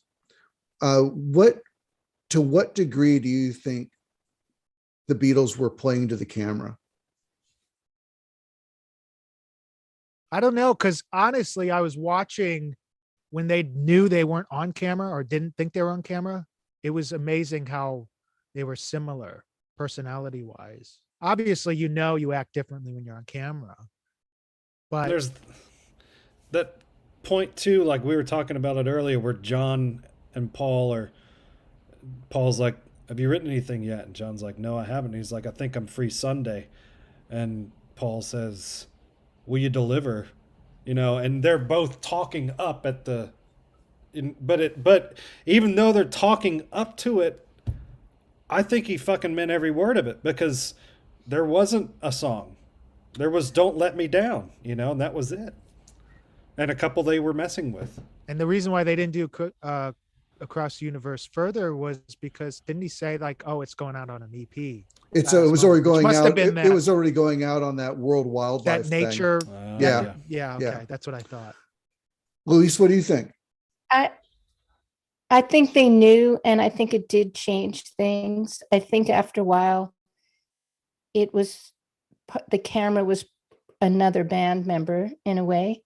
They knew there were things that they weren't saying, and there were times they slipped and they caught themselves, and you could tell. I think John said something about, sorry, I'm a bit late, stayed up watching movies, and, and said something. And then Paul said, we don't need the public to know that, Mr. Lennon, or something. This was in Twickenham one day when John came very late. It was interesting, though, a lot of the business stuff that they talked about, like when they talked about the publishing deal, that was all recorded. Oh, and Dick James came. That was a lot of that stuff you didn't think they'd want on camera. Did they know they were being recorded then? Well, I mean, they owned this. It was them that owned it, so they probably just assumed that they're in control of the edit. And so, I feel like that, to me, that they knew that this was their film. They could do whatever they want. So I felt like after a while, yes, they knew the cameras were there, but they didn't really care. Because I agree. I mean, like with what you're saying, Louise, there's a whole moment where it's just Paul having the meeting with the EMI executives, and it's being recorded, but there's no way they would have let that out. And he's being very, very forthright when he's talking to them. And so I think I agree with you. I agree with everybody that you can tell that they know they're on camera, but I also think they're like, this is our thing. We own it. We can edit it, so we don't care. Well, there's a point there. So George leaves the band, and they're having that morning after discussion. Yeah. And Ringo asks Michael Lindsay Hogg, like, what kind of film do we have here? And he goes, well, it depends on how honest you want to be. Yeah. If we want to tell the real story, then we have a very dramatic film. And if you don't want to, we don't. The publishing thing, to me, when Dick James comes in, to me, that's like a total inside joke by Peter Jackson. That's McCartney gloating over this catalog that he owns decades before Michael Jackson buys his songs. Funny. is that's what went through my head, is like, it's a total inside joke of here's McCartney talking about, I own Carolina Moon now, I own Ain't She Sweet, I never thought of that. That's brilliant, Jerry. But that's the way I took that. That's a really cool insight. Or when George Harrison said, sorry, Louise, but when when Ringo said, do you want to know what you made your 1%? And George goes, not really. Because he's so frustrated with the whole concept. That's funny and dark. I was just going to say there were a couple of moments where I felt Paul was being diplomatic, knowing the camera was on. And one of those moments is when he's talking about John and Yoko. I really felt he said, well, they just like being with each other. And it, you know, what can you say? They want to be together, and he, you know, he wants her there, and you just can't say anything about it. He knows the cameras are on. He can't say anything more than that. Goody Which two is, shoes. yeah. Well, and then Linda, who hasn't been around a lot of the filming, says the honest thing. In the meeting that they have with George, she says, I think Yoko was speaking for John. John wasn't saying a word. Yoko was speaking for him. And that was when George left the meeting, was when Yoko was speaking for John. So, you know, I definitely believe that the experience is colored by the fact that they know they're being filmed. They know that there's, you know, there are explosives all around them if they aren't, you know, a little bit careful. And you know, that kind of changes our experience, what we're able to gain from it. You know, doesn't lessen the experience, but it changes the experience. I've got my eye out with those things. I got my eye out with the fact that, again, Jackson only could work with the visual material that he was given, and I don't think he had the coverage. And so we get these assemblages of what we assume are words and emotions that we cue on visually, and words that we hear that aren't necessarily a true you know, weren't truly there. Like there's a moment in, is it part 2 when George leaves, end of part 1, George leaves, and they have the group hug that everyone's talking about. Come in for a group hug. Was that a group hug? Right. Was it a group hug? Because they go into slow motion. And I mean, me cutting carrots looks good and dramatic in slow motion. But you know, they you have go to prove that. Well, yeah. Well, I'll show you right now. Throw it up in the air. Well, I tell you, something that stuck out to me, and still I think I've thought about it every day since, is when Paul and George are having the famous argument, and Paul says, you know, I just feel like I'm always annoying you, and George says, you don't annoy me anymore. That just broke my heart. I was like, oh man, this guy. Like he doesn't get to him anymore. Way like past annoying. Yeah. Oh, which is code for you really annoy me. Yeah. I really liked that we got to see that whole scene though, because so do I, because it changes the whole dynamic of what people. It totally changes it from what you see in the original film. It's because in the original film, for anybody that hasn't seen it, sorry, Jerry, to interrupt you, just because there's probably a lot of people who haven't seen it. It plays out as though Paul is like ordering George to play something, and George responds with like, I'll play whatever you want me to play. And then there's this whole kind of inference where he talks about Hey Jude, because you know, he didn't end up playing guitar on Hey Jude, you know, what he wanted to play. And I think Paul plays the rhythm, doesn't he? And it's all this sort of, that's the implication. So everybody I've ever met says, oh yeah, you know, Paul was like forcing George to play these guitar parts. And then you see what really happens. I'll go back to you, Jerry, and it's not that. It was a bigger, broader story, and less of that one little moment, and more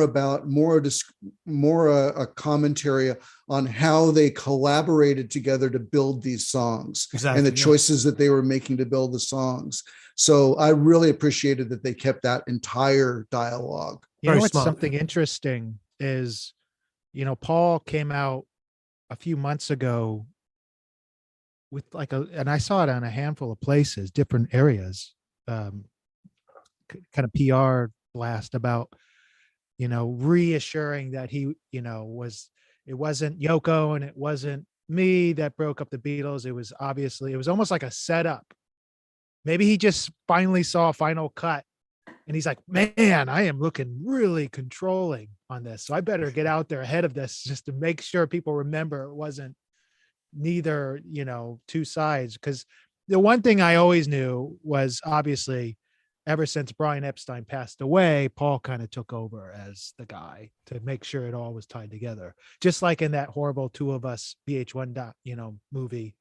I was trying to hold it together when Aidan Quinn played Paul McCartney.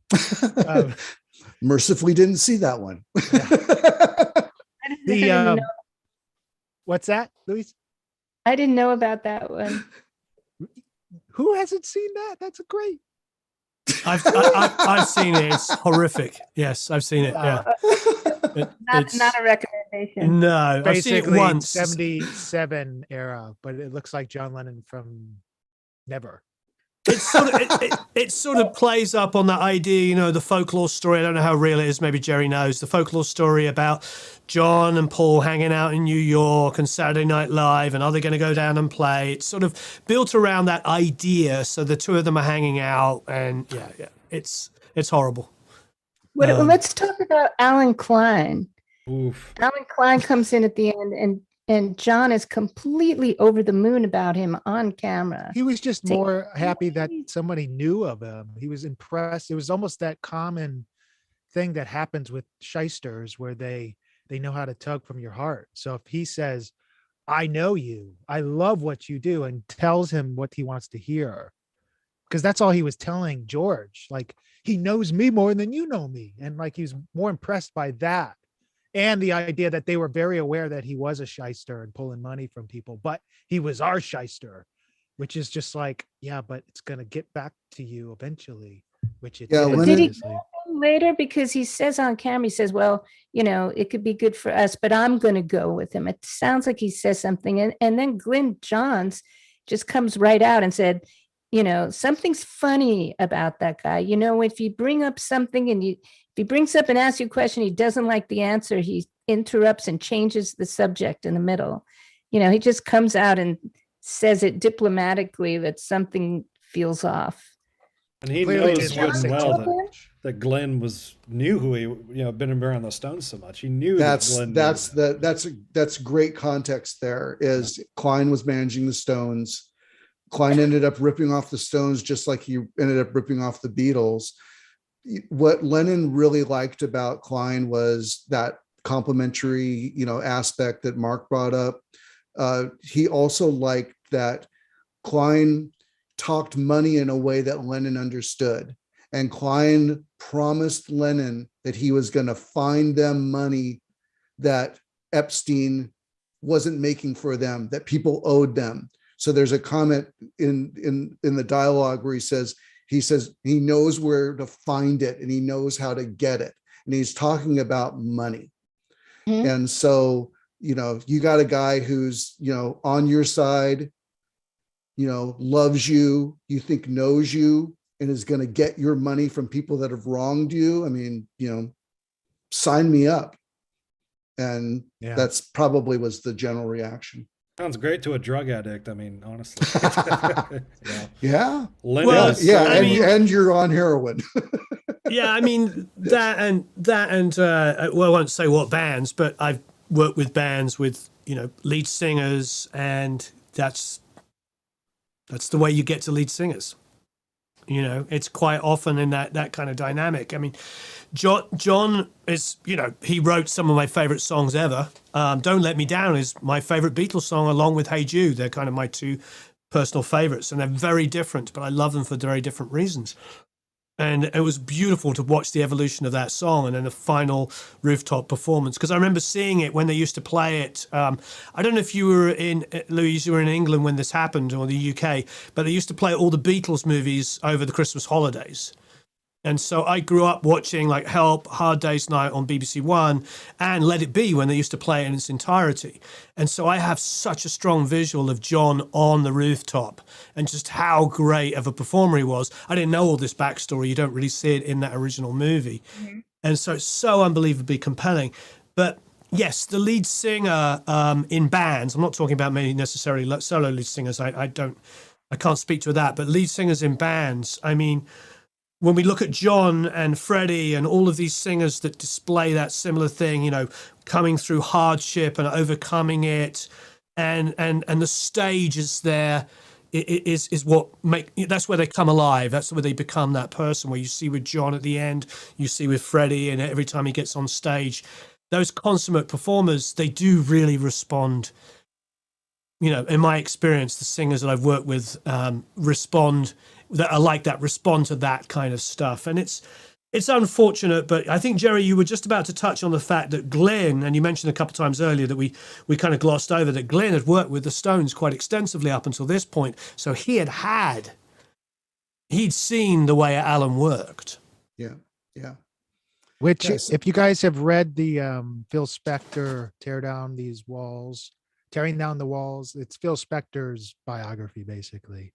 They go in pretty deep about that time period and how Phil got involved, because Phil and Alan were really good buddies.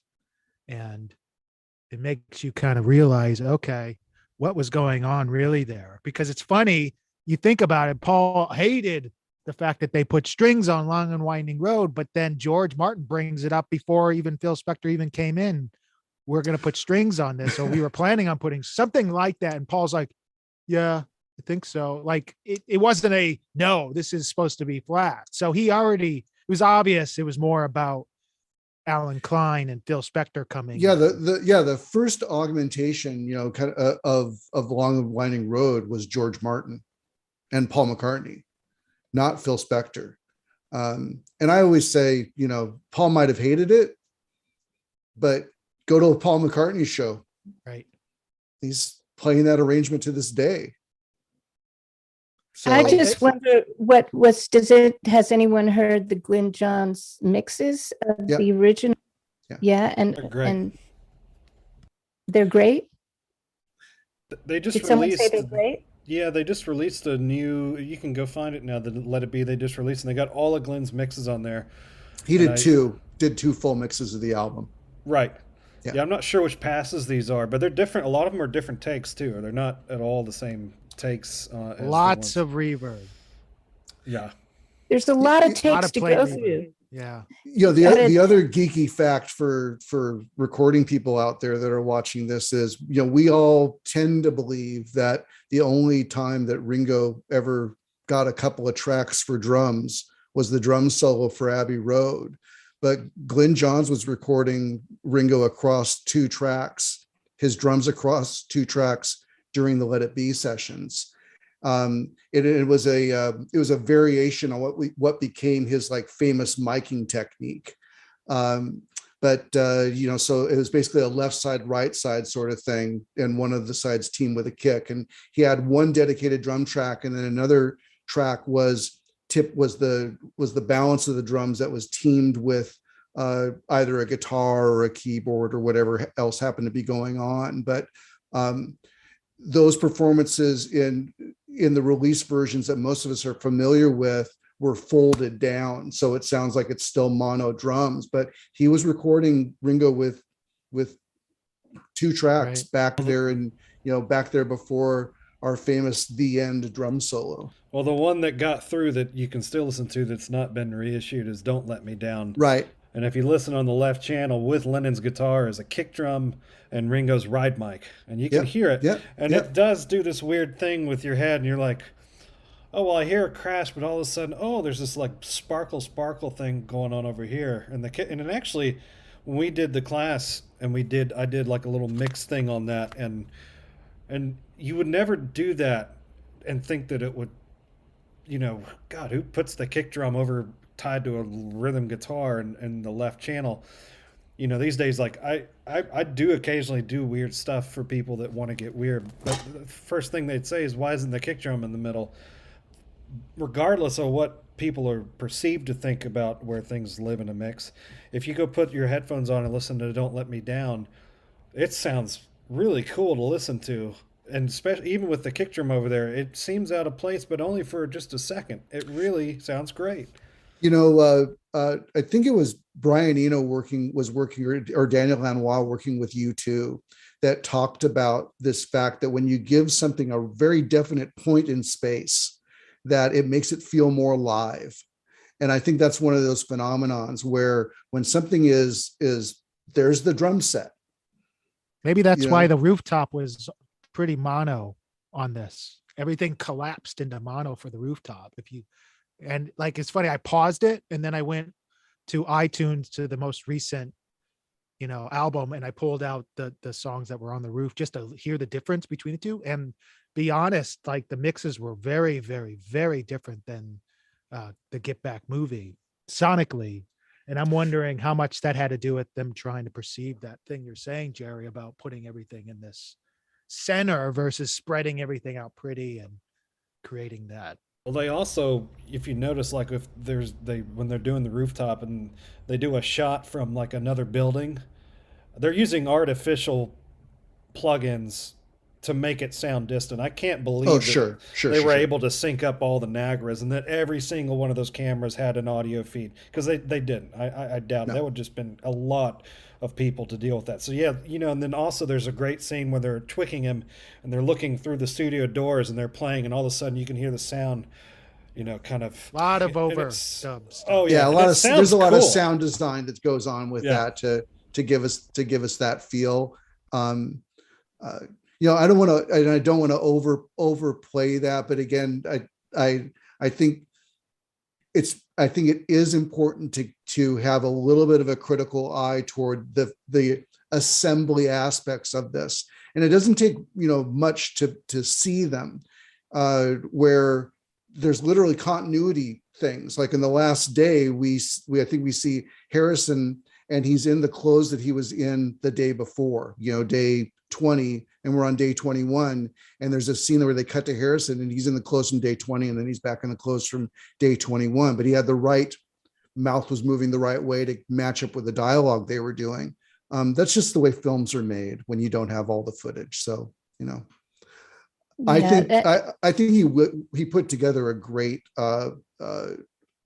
narrative and a pretty accurate one. From the cops with the dialogue was amazing. With this, the candid camera in the box. Yeah, I've seen plenty of that doorman was fucking high as a kite. You could tell because he was down hanging with them earlier in the day or the day before. And like, this guy is like the doorman at Apple. And like, you could tell when the cops come, and what he says, he's like, that's cool. And he's like, this guy is super stoned. And he's trying to keep the cops there. He's probably freaking out because he doesn't know what's really going on. And the fact that there's this giant box with like a slit in it with the camera guys. The cops didn't really notice that there's a weird thing happening there and all this stuff happening out on the street. And man, it's just crazy to think that one scene before they go up, when it's like Paul, Mal, and Michael Lindsay Hogg and stuff go up to the roof to check it out, and they're pulling Michael Lindsay Hogg up on the roof, and they're like dragging him across the roof because he's a big fella and they're trying to climb up. This is before they put planks down and stuff.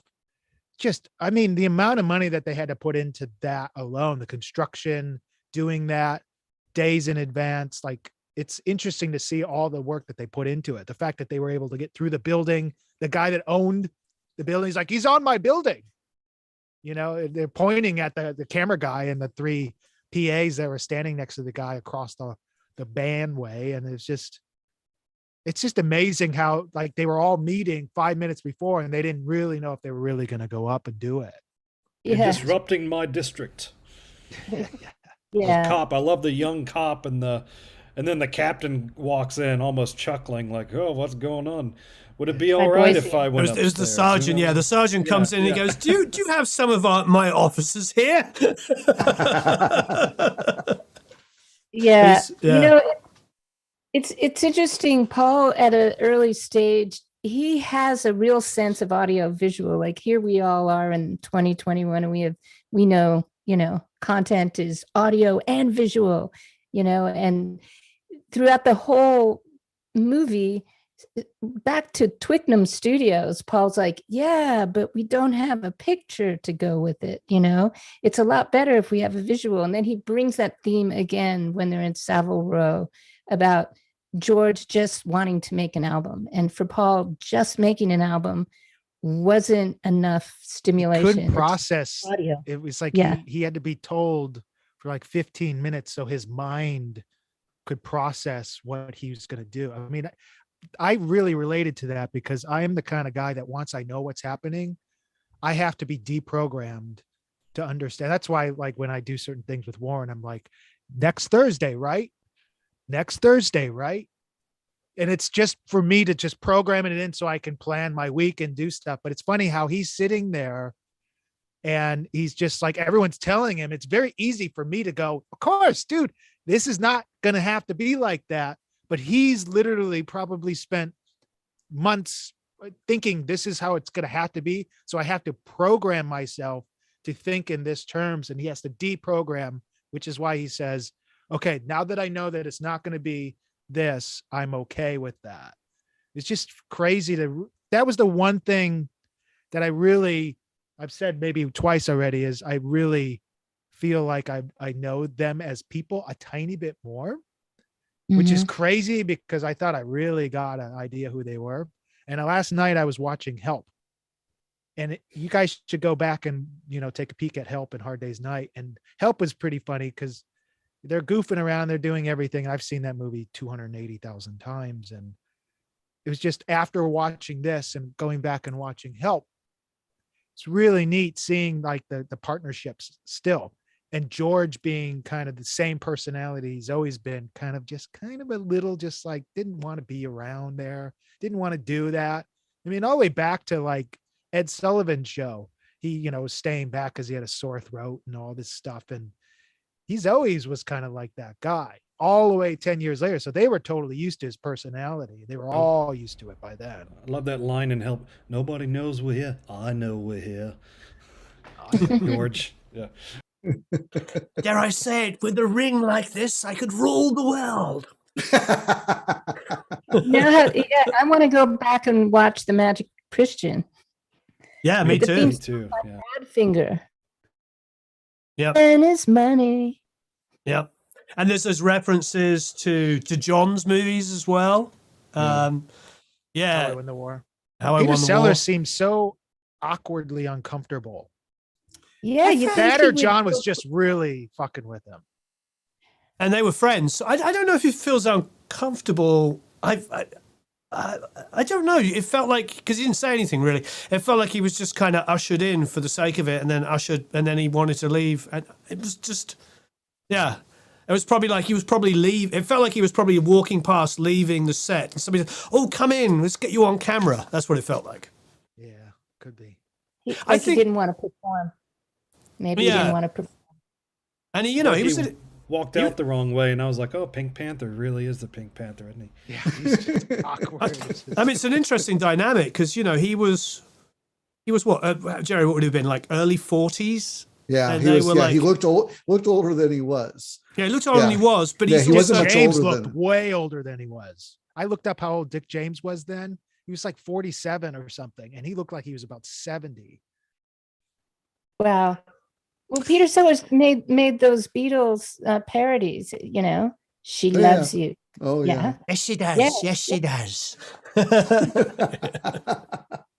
It's been a hard day's night. Oh, yeah. Those are great. Those are so great. Mm-hmm.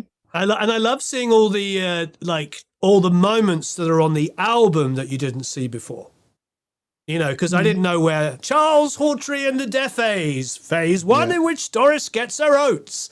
I didn't know where that came. I love that. I dig a pygmy. Yeah, it's just so. Yes. How satisfied were you guys with the amount? Even though there was a lot of pieces of music, it didn't. Again, and I apologies to people that haven't seen, and hopefully haven't seen the Michael Lindsay Hogg film. And hopefully when they release this thing on Blu-ray with its, 72-hour version of it that they're going to release, and they release. God, I hope so, because I don't know what I'll do with myself for the next I almost 6 feel months. like they will, because they had on the BBC, they had some BB B-roll. King, Doris Day. Well, they had Sorry. some before it was announced. On the BBC had some B-roll on a documentary thing, maybe a week before, that was playing the original movie, but it was in super high quality. And I kept going, who has that quality? Because it was definitely the movie, the way it was cut and everything, all the shots from the original, but it was in high quality. So I have a feeling they do. So I felt in the original that I got more music. Like I got, we saw we saw more full moments of music being made, continuous music being made than in this one. I saw a lot of snippets, but again, I didn't get that same feeling of the work. I got a different sense of the work they were doing, but not the same musical feeling of the work. How did you guys who have seen the Michael Lindsay Hogg stuff, or just from your feeling of this movie? I was okay with that because I've seen 1,000, or heard 1,000 songs. I mean, the big thing I wanted to do was see what they're doing that I have never seen and hear what they were talking about, because I was more fascinated about camera time. It's to the point where after number 2, I mean, I remember clicking on thinking this has got to be over. And it was like an hour and 10 minutes left. It was just like, oh my gosh, to the point where at the end of the night, I'm going, I don't think I can make it to number 3, even though by the afternoon of the next day, I'm like, I got to get on number 3. But it's funny because it took me just to the point where I had enough fulfillment. And I was okay with the idea that they didn't play through all the songs all the way through. I did feel like they could have probably cut out 20 minutes of some of the outtakes of the old classic songs and put in the live performance pretty versions of like Two of Us, Long and Winding Road, and Let It Be, those full versions that were on the real movie.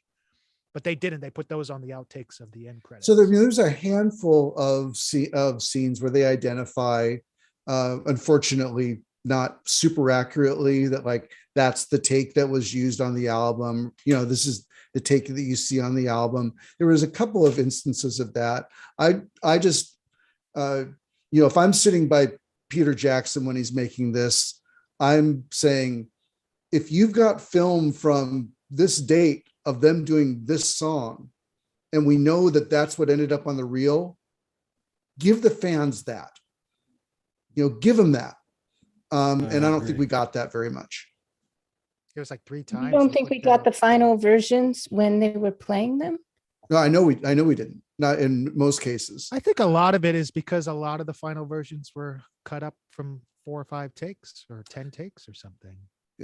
That's true. They said like before there was something, can't remember if it was in Glenn John's book or not, but they said that like some of the songs before the even first verse had already had 3 cuts.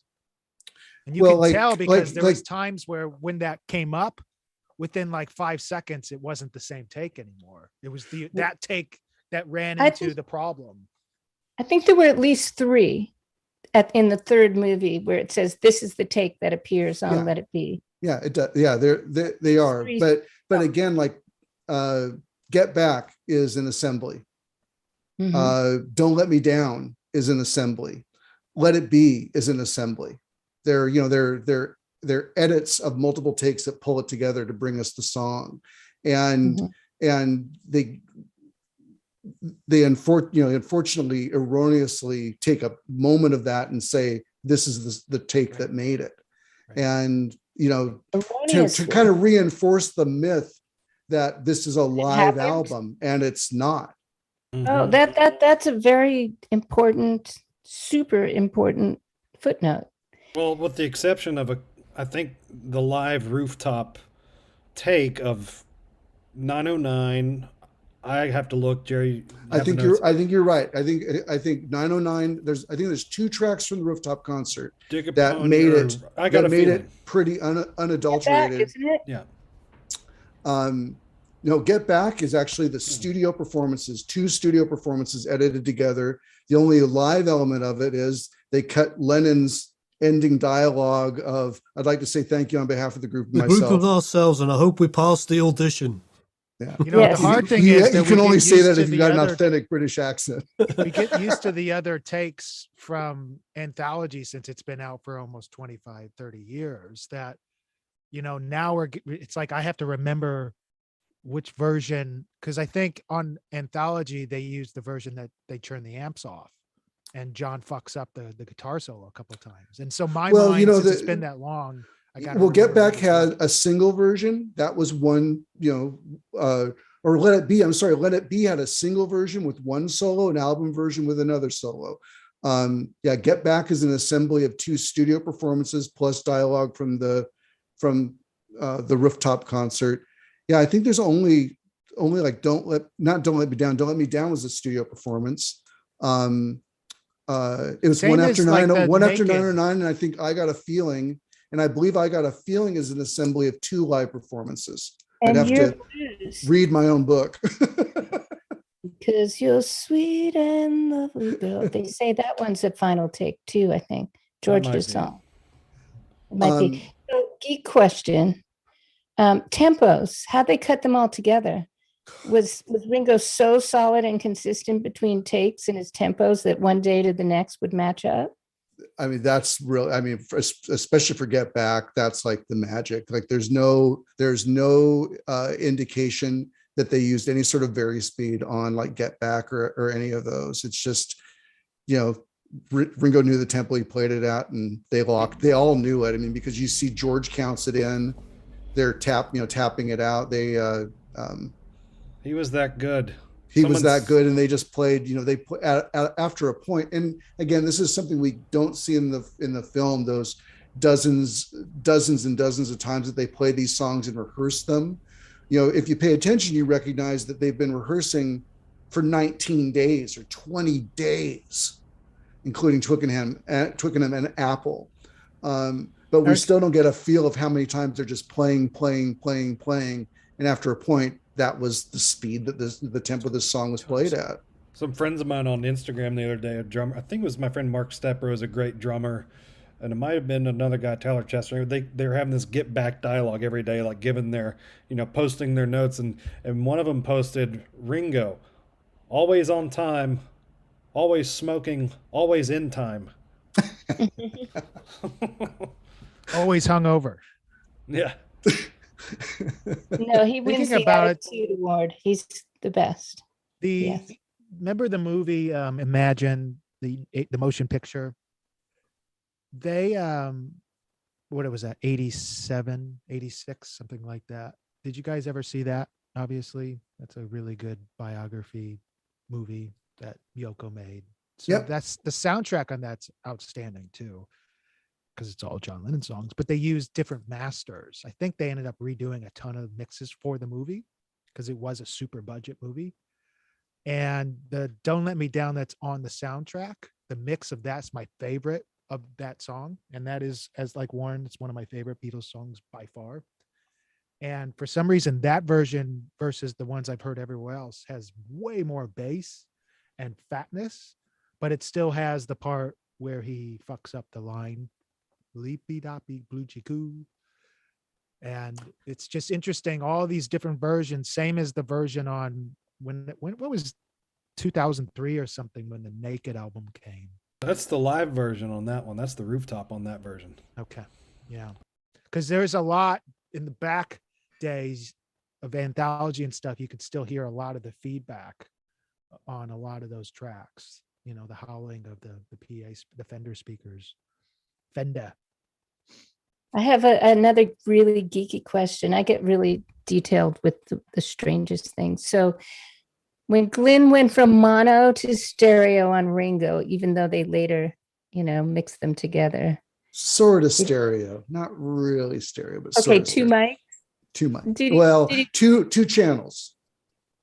Which perspective did he do it? Did he do it Ringo's perspective or the audience's perspective? It was mono for the most of the kit, and then he would pan over what he had extra. Yeah. If it was a kick or whatever he ended up putting on that channel. So it's a mixed bag, but it wasn't true stereo like Jerry was saying. Like it was like, here's some extra drum mics. They're going on with Lennon's guitar on this song, and they're over here, So yeah, and a great point by Clay. It was where the perspective was dictated by where he wanted to place the dominant instrument of that channel, either a keyboard or a guitar. Got it. Did you see the snare mic on the roof? It was like pointed. It looked like he hit it and it was like pointed. Well, totally. I'll tell you crazy. Why. Because the 56 is a side address mic. Oh, of course. So was that a 56 on the snare? Yeah. On the roof? On the roof. But he put the ball on it for the wind, I guess. But they have it in... That makes more sense now to know that. Okay. When they're in the studio, though, it is more like that. because it was kind of above, but for whatever reason, I guess they had to move it up to fit the windscreen on it on the roof. And that's why it looks, but I was talking to someone earlier about how did they get the lines, what was going on with the recording with the rooftop versus the basement. And as far as I can tell, nothing changed. I think they pretty much extended all the lines out there and took the PA up, and that was it. Because if you think about it, they were working up right up until they did that. So it wasn't likely that Glenn was going to say, tear everything out. And, no, I think they just ran them upstairs, and him and George sat in the basement and listened back. And that's probably They why say turn up the seamless. PA to Glenn. Well, and then they had that closed caption camera, which is pretty interesting for that time period to have something like that. But to be able to have cuts on the roof and the basement on the same album without anybody really know. I mean, now we know. Yeah. It's pretty seamless, pretty incredible, actually. So who wants to do a record on a roof? Yeah, you don't record the room so much. In January. Yeah. Yeah, I really understand the big coats. So there was also a mic. It looked like a Neumann mic. They were the ball mics, but at one point they're singing through the side of them, which if you're not used to seeing when it has that metal in the middle and the mics are up, 56, and they're going through this. What mics are they? That's the 56. 56s. That's the same one 56. that Clay was talking about was on the snare. So those are the pencil with the side address. And then they put it's the a side windscreen. Yeah, address. That's and why I remember as a kid going, why is John singing like on the side? Because I didn't really know what a Neumann 50 KM56 or a Telefunken KM56 Got it. was. Yeah. Oh, my friend Reese wants me to bring up the Fender Rhodes. He says there's been a lot of talk about the Rhodes being taken DI, and clearly we see a 56 on the Rhodes. And the Silverback being a specific Rhodes of that era, that the power supply comes out from the top and goes to the bottom chassis. Jerry, do you have any insight on that? Well, as a Sparkle Top Stage 73 was the piano. And clearly they mic'd the Fender Rhodes have people who haven't had the fun of playing one. They're a blast to play, and they have their own speaker, cabinet built right. The bass is the speaker cabinet, and mic'd with in this case with a KM56. Not a whole lot more to say, about it. They were a lot of people want to hear in Beatles work. They want to hear they want to say that they weren't using Rhodes. In some cases, they were using a Wurlitzer. They used a Wurlitzer on Madman at Twickenham. Well, if you actually watch one section of that of Let It Be Here or Get Back, you'll see them using the Hohner pianette. And that actually has the almost identical tone to the Wurlitzer when it's pushed. The same thing as I Am the Walrus keyboard? Yeah. So they were, so it wasn't until post Abbey Road that a Wurlitzer showed up at EMI Studios. But what you're hearing in this era, if it isn't a Fender Rhodes being pushed, it's the pianette being pushed. There is a picture I found, Jerry. I'll have to send it to you, of Ringo, Paul, George Martin in Studio 2, and there's a lime green Wurlitzer there. And I'm thinking, Let It Be, because that's a Whirly or it's the Hohner. I'm pretty sure it's the Hohner, but obviously I'm always willing to be as wrong as I could possibly be. So send it over. I'd love to see it. Thank you. I have a See question. if we can date it somehow. Warren, is there any? Sorry, Louise. I'm gonna. We haven't even had any questions being asked. I feel bad for all the people watching. No. I was going to. Well, I have a couple of things. I mean, I'd love to know what. The audience, what was your favorite moment? What is your favorite moment? What is the one scene? I mean, for me, why don't we go around what everybody's favorite moment is? For me, I think the favorite moment is just the first scene of just him arriving. I don't know what it is. All my hair stood on end. I immediately burst out crying. And it was just like the way they all just kind of come in. And like I said, you know, just kind of Paul's confidence and swagger and John's kind of awkward, gawky, skinny thing. And just like, I don't know what it was. I just like rush of emotion. Obviously, like Marc was saying earlier, you know, 25 years of build up for this moment when we actually get to see like all of this outtake. And I it's a little bit like being in a band. You know, you've all had this experience where you're playing in a band and that first time you ever like play with a drummer or something like that. And you just, I remember that. Stephen Collins, Stephen, if you're watching, him on his Pearl Maxwin kit, which was even cheaper than the export. I had that moment where he's playing drums and I'm playing my first, like, you know, AC/DC guitar riff or whatever was the simplest thing I could play with a drummer. And that was it. I just had that rush of being like, I'm in a band. Well, when I saw that first moment of Let It Be, when just Paul kind of comes in and then walks across and then they all just kind of come, and I just got completely emotional. It was beautiful. That was my favorite moment. Well, I'm going to go visually to my left. Jerry, what was the favorite moment for you?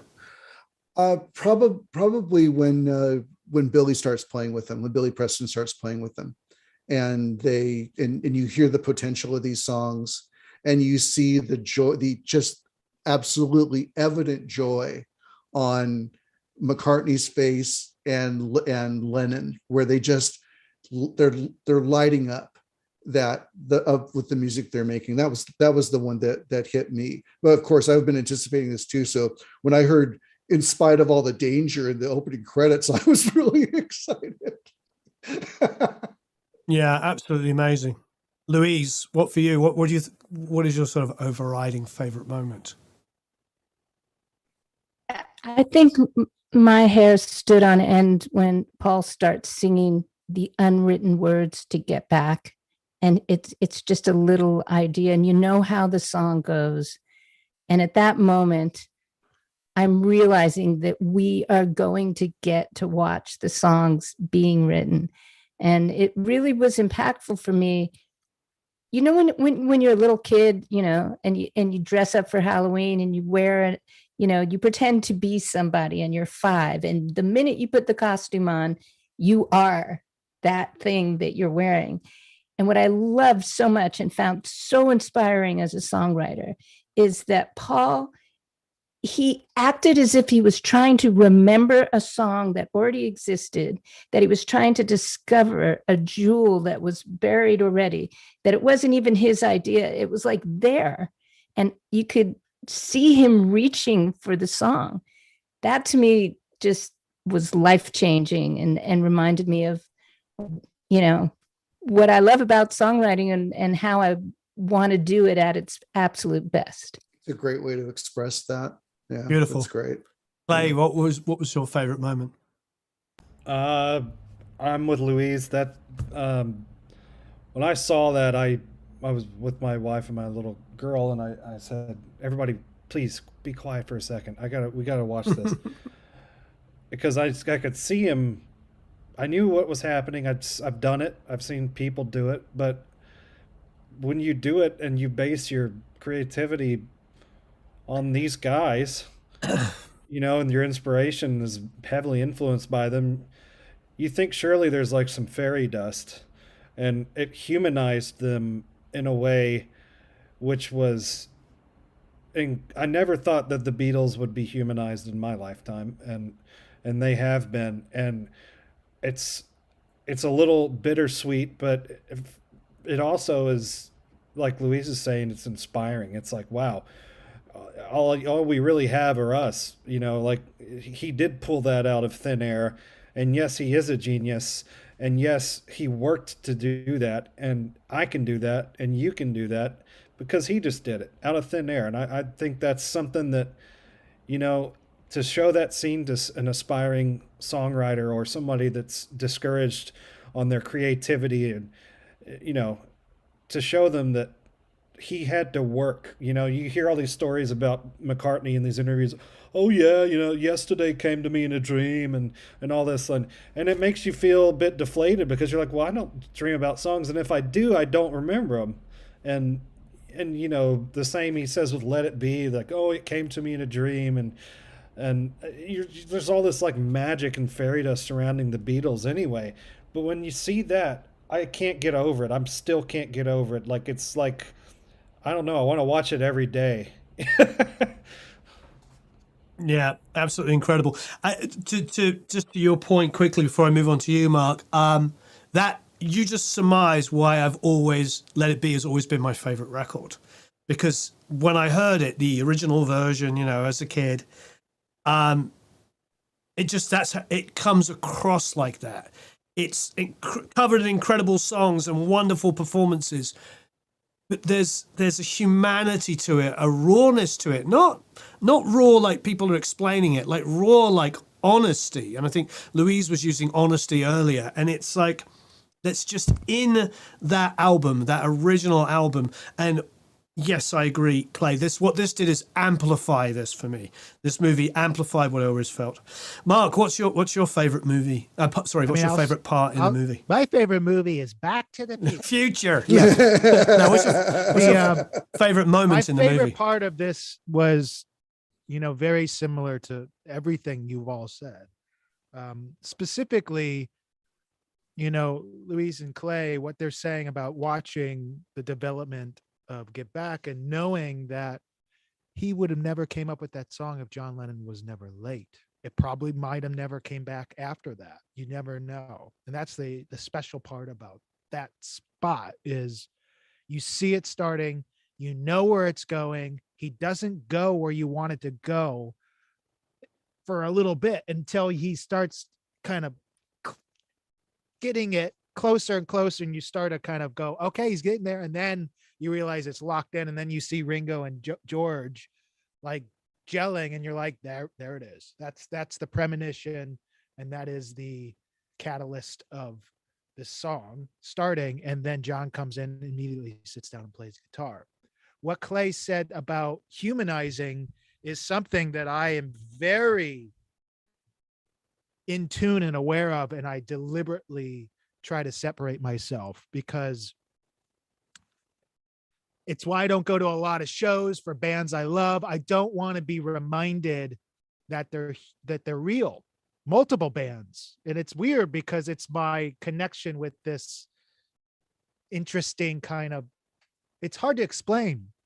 So what happened was, watching this mainly by the episode 2, that what was happening was the idea that I was kind of burning out, and to the point where they were becoming humanized, and to the point where I was like getting a little nervous. I remember waking up on day 3 going, I don't think I've ever felt like this with the Beatles in almost 30 years of knowing and being in love with them, because it was extremely gratifying and great. But at the same time, it was like the you know, Wizard of Oz, where the curtain was drawn forward.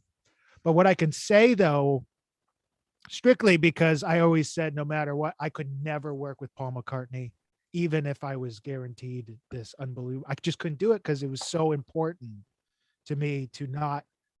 I've never gone to one of his shows. I'd never go to a Ringo show. You know, like any of these, because it's important for me to keep that what it is. There's that mystique. And it's kind of what happened when I was mixing a handful of kind of well-known reissues of bands I really, really respected and loved. It instantly changes them. And so going back to it though, by the end of the next day, so yesterday, after I saw 3, I was wanting it again. So it all came back. So that was the good thing, that it wasn't gone forever where I was burned out. I'm absolutely right back into falling in love. But what I loved the most was episode 1, more than 2 and 3, because 1 was the one that I was very aware of that in history was very miserable. And this was a little more light. It wasn't, I know, as Jerry says, a lot of it was created for the viewer to see in a different light, because you could piece all these things, this multimedia together. But it was just really interesting to see things happen. I really enjoyed the stuff where it was off camera, where they had no idea they were talking, like when it was Ringo and somebody else just talking to each other in the corner, and the audio was fantastic. Even if it wasn't syncing, it was still what you thought it was at. My dog is trying to get a hairball up for some reason. Yeah. Right. So I would say, yeah, season or episode 1, just the magic of being part of something that I've never seen in that many years, and seeing, the last thing was seeing Yoko smile. Because I don't remember ever seeing her smile until like 1980 pictures and stuff. So seeing her goofing around, It'd be like a very giving, odd year to see Yoko smile, frankly, Right. but but it was like that summer, the making of that Double Fantasy was like the first time I ever saw her like actually enjoying herself, it seems. But seeing her kind of goofing around with people, really engaging with outside people, where you read that she wouldn't ever talk to anyone. I mean, obviously they're picking all those and putting it in, but it was nice to see it. And it was nice to see her, like, I text my mom, because my mom used to just tear gum in half and give it to me. And it drove me crazy. She never give us a full stick, me and my brother. It was always half. So there was Yoko sitting in the control room, grabbing gum and giving half of it to John instead of a full stick. It's funny. So let me read you out what the audience have been saying. So when we asked that question, David Lee is saying, seeing the songs being born. Watching Get Back being written, says Thomas Pearson.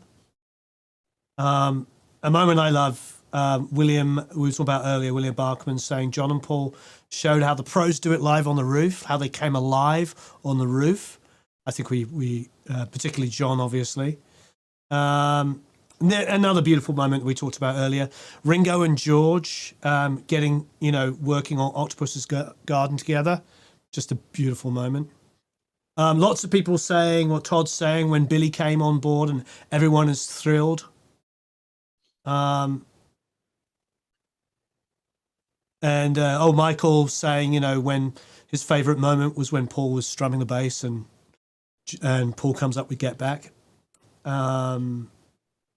have a look. I mean, I think we're all in that same place where I just can't believe. I don't know. I mean, I can believe, but It was better than my expectation, which is incredibly difficult to do after all these years. Regardless of if everything didn't sync up, regardless of if it wasn't so sharp and so unbelievably, everything in my mind just perfect.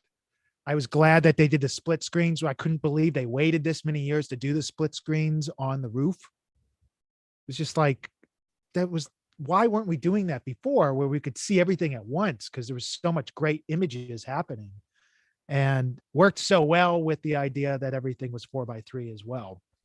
Kind of an interesting choice, though, don't you think? Of like, this is the climax of the movie, and there's having people talk. Yeah. And then people talk. Yeah, this is like the big performance we've been waiting for days and days and days and days and days. And we're breaking it up with these interjections of, I mean, I get that that's part of the story that they have to tell. Yeah, I felt totally like get that. I felt like the third time I watched part 3, because I watched all of them 3 times. So the third time I watched it, I thought to myself, and you're probably all thinking this as well, it's like, there's going to be, maybe it's on the DVD, the Blu-ray, whatever release. There's going to be the unfiltered live version. It's going to be uninterrupted live show. Yay! And maybe they can cut out some murmuring between. But yes, I mean, I think we all want that. Same as the full of Long and Winding Road and Let It Be.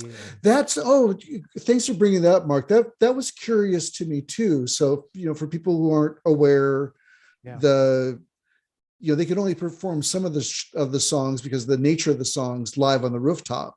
And the more acoustic numbers that needed acoustic guitars or numbers that needed piano, they saved for the next day, which ended up being known as the Apple Studio sessions, and where they recorded all those tracks.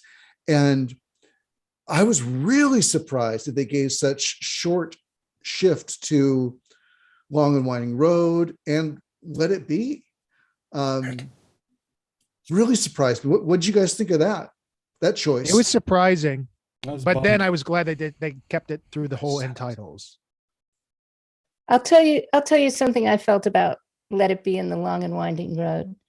I felt like Paul came in as early as Twickenham Studios and knew how badass those songs were. And he almost played them apologetically, like the band would think, oh, it's one of Paul's piano slow songs type thing. I almost felt like he was keeping it to himself, that he knew that these were great songs. And I don't know. I felt like those songs got a lot of attention when he was playing them off to the side. As viewers, we were watching him play the songs. You know, he didn't know we'd be watching 50 years later going, yeah, Paul, that's a good one. But I don't think he felt like his bandmates at that moment. Maybe Ringo was listening, but there was never a feeling like they were all going, that's a good one. Did you feel that? I think so, because there's that interview with John Lennon in 1980 when he's sitting in, I think they're at the Hit Factory at that time. And it's Jack Douglas, John, and some guy interviewing them and with a VHS camera shooting them. And then John said something in the fact of, can you ever be surprised about your brother? He was talking about Paul and what he's released and the albums he really liked. And he's just like, I'm never surprised. I think they got so used to, you know, when a song was incredibly good, they would say that was brilliant. But when it was good, they just go, okay, next, which is why I think they didn't know what to do with themselves when George wrote something, because obviously in the beginning, when you're watching them rehearse it, you don't hear the specialness at that time. And it takes George Martin and the patience of Paul to probably put all the magic into it to really take it there. So it's just interesting to think, you know, I don't know. I don't want to talk too much about it, but I think it's really interesting to think, you know, you see Let It Be and Across the Universe just get stumped, and Child of Nature being obviously Jealous Guy before Jealous Guy was anything. And all these songs that they clearly had and they chose not to do. And the songs that they chose to do, like One After 909, because they literally reminded themselves in an hour that they had it. Well, that and the obvious pressure of the fact that they originally thought they were going to do a show in X number of days' time. So they were just like, what can we scrape up here and get ready? And One After 909 was like, well, we wrote that. You know, it's an interesting one because I was a little bit confused, Jerry. You know, like the film for me sort of throws a few preconceived ideas out the window, you know, up in the air. Like, was it really them trying to get back, or was that adopted because that makes sense during the process? Because it just felt like, first of all, they were going into the studio, they were going to write X number of songs to play on a live TV show. Paul early on goes, we should do this somewhere where we're not supposed to, and that's when they come up with all these ideas about going to different countries or going to different things, and obviously the roof ends up being that perfect thing. Is that what happened, or because I don't actually know, because it confused me more than, or did they really just go into the studio? We're going to get back to our roots. I didn't confirm or deny it to me. I feel like it was confirmed to a degree when, and I believe this is in the third part where. Sorry to clarify. What I mean is, like, is it confirmed that that's how it started, or is that what it morphed into?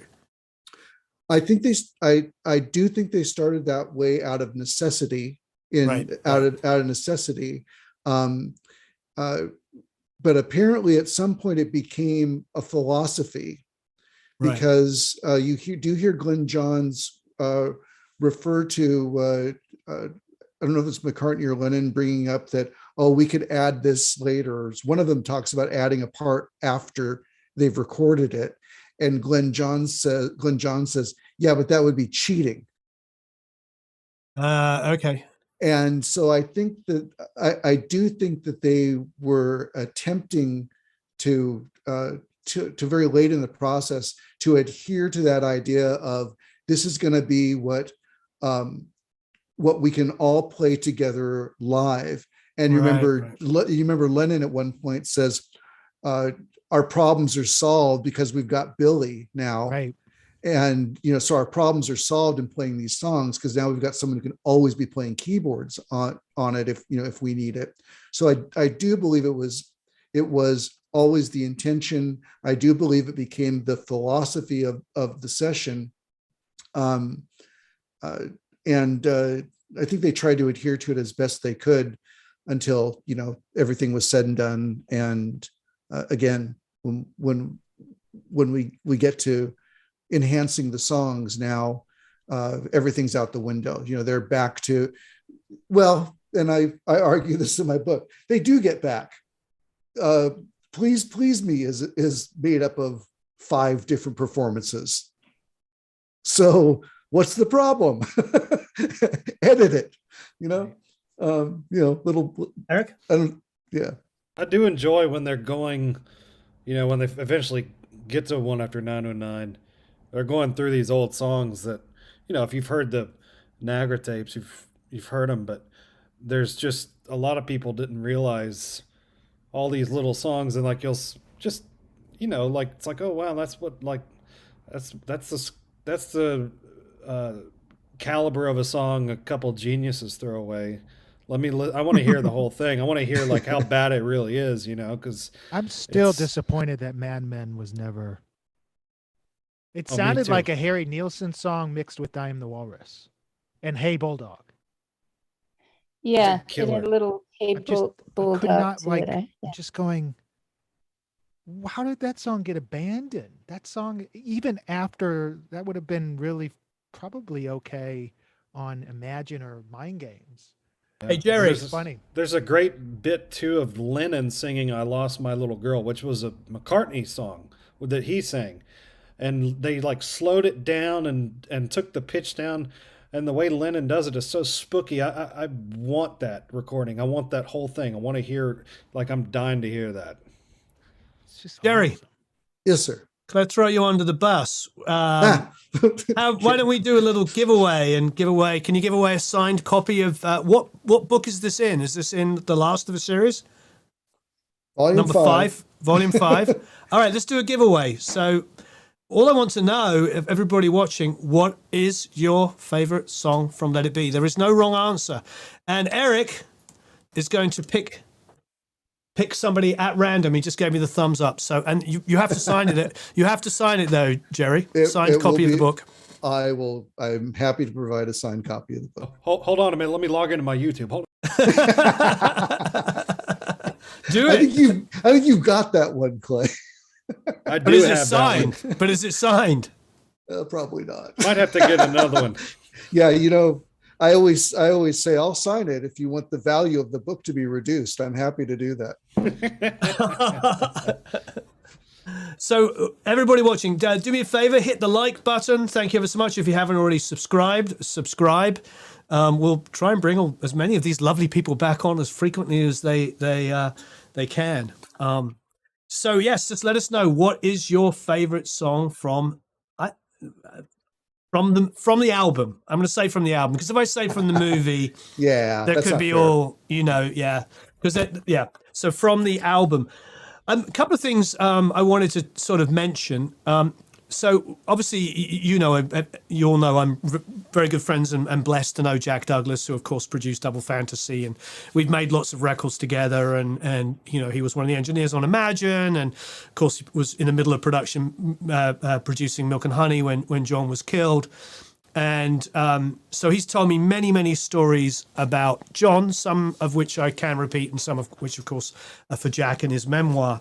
But one of the things I remember him telling me vividly, which comes out in this movie very strongly, is John's love of classic, like the early mid-50s American music, like early rock and roll, early blues and R&B, that period.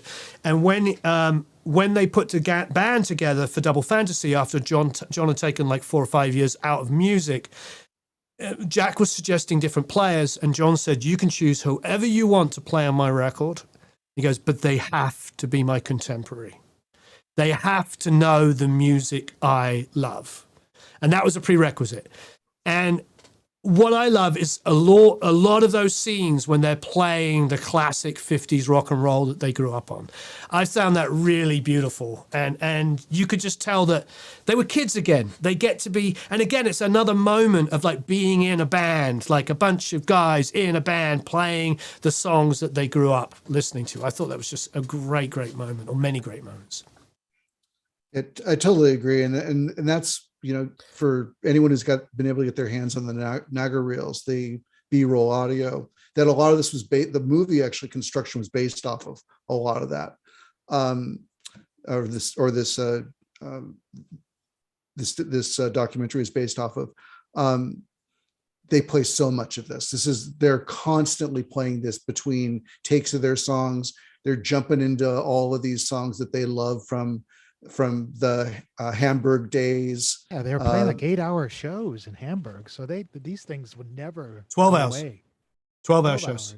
Yep. Yeah, I mean, crazy. They know all these songs so well that they could jump right back in. Luckily, most of them had standard progression and arrangements, but it was just crazy the amount. It was like an endless encyclopedia of songs. And the second one of them played, they all came in and started playing. I think it's really, Clay's been mentioning a couple of times that, for people that are coming up in this now, what can you learn from, the Beatles? What can you learn from this documentary? And even just that, what can you learn from the fact that these guys were playing these tracks from the 50s, that predated them, or were contemporary from when they were kids and when they were young, is, even the Beatles stood on the shoulders of somebody.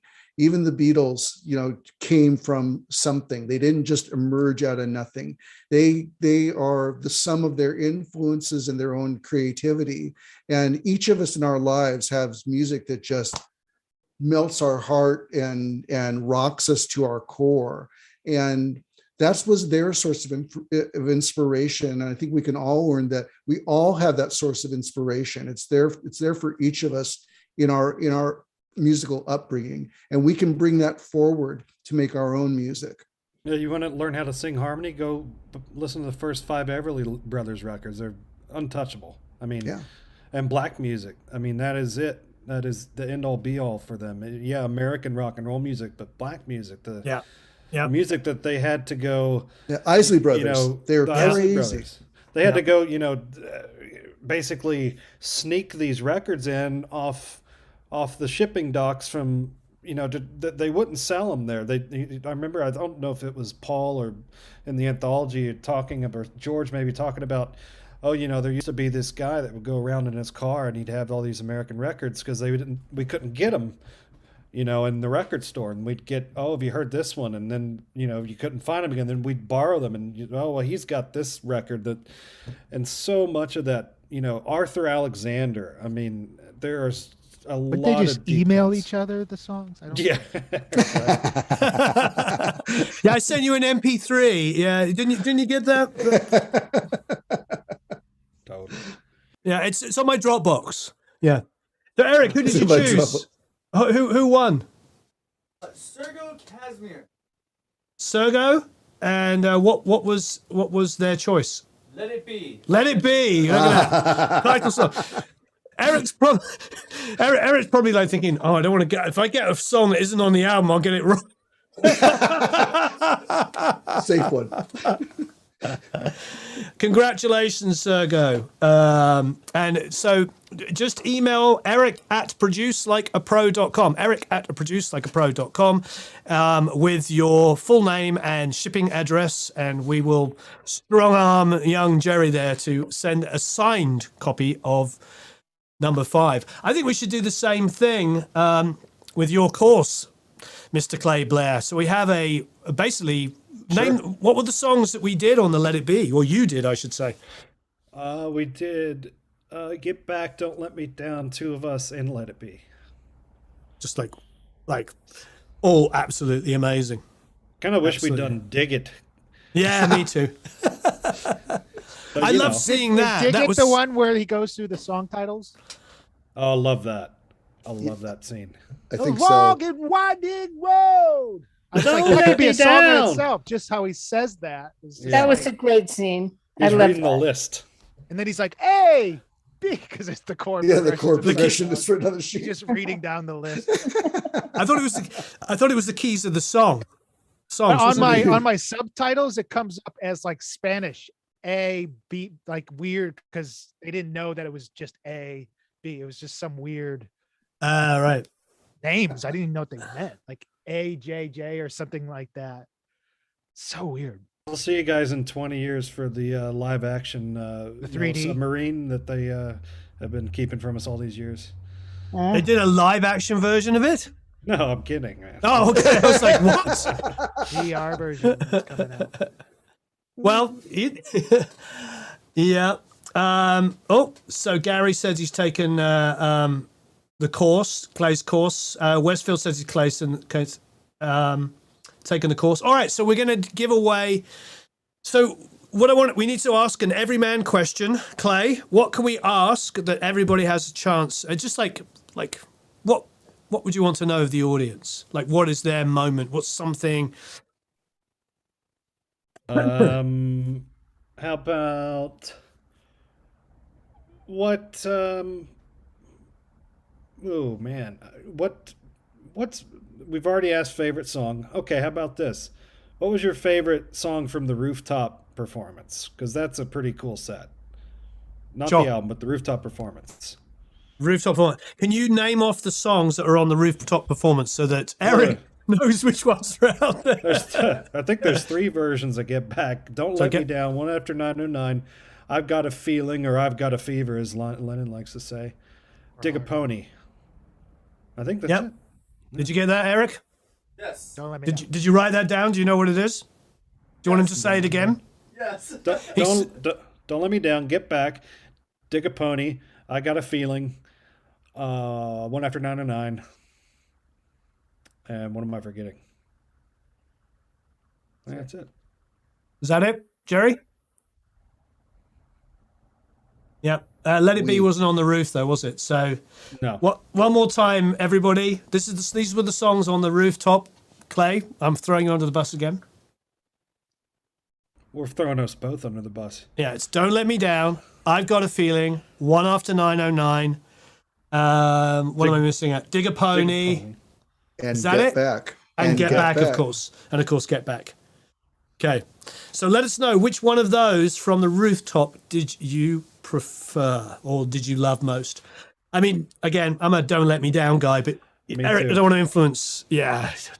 It's hard to beat. That is just one of the best performances. You know, the best period. part, one of the best parts of the rooftop, in my opinion, was that part when, and I Got a Feeling, when the very last, like double vocal, when it's just John's guitar and his amp opens up on the phrase, where you could tell he's just maxed out and all the mics are opened up and it's just chaotic, and that's the magic that kicked in there. His amp was cranked on the roof. Yeah. I'm wondering if he was swearing at Mal Evans when Mal powered them off to try to comply. I was like, I'm gonna get I'd love to arrested. see. I'd love to get that B-roll time between Lennon and Mal when he turns off his amp. Yeah. Yeah. That's pretty amazing. You're disrupting absolutely the amazing. peace in my district. I just pulled out the cable.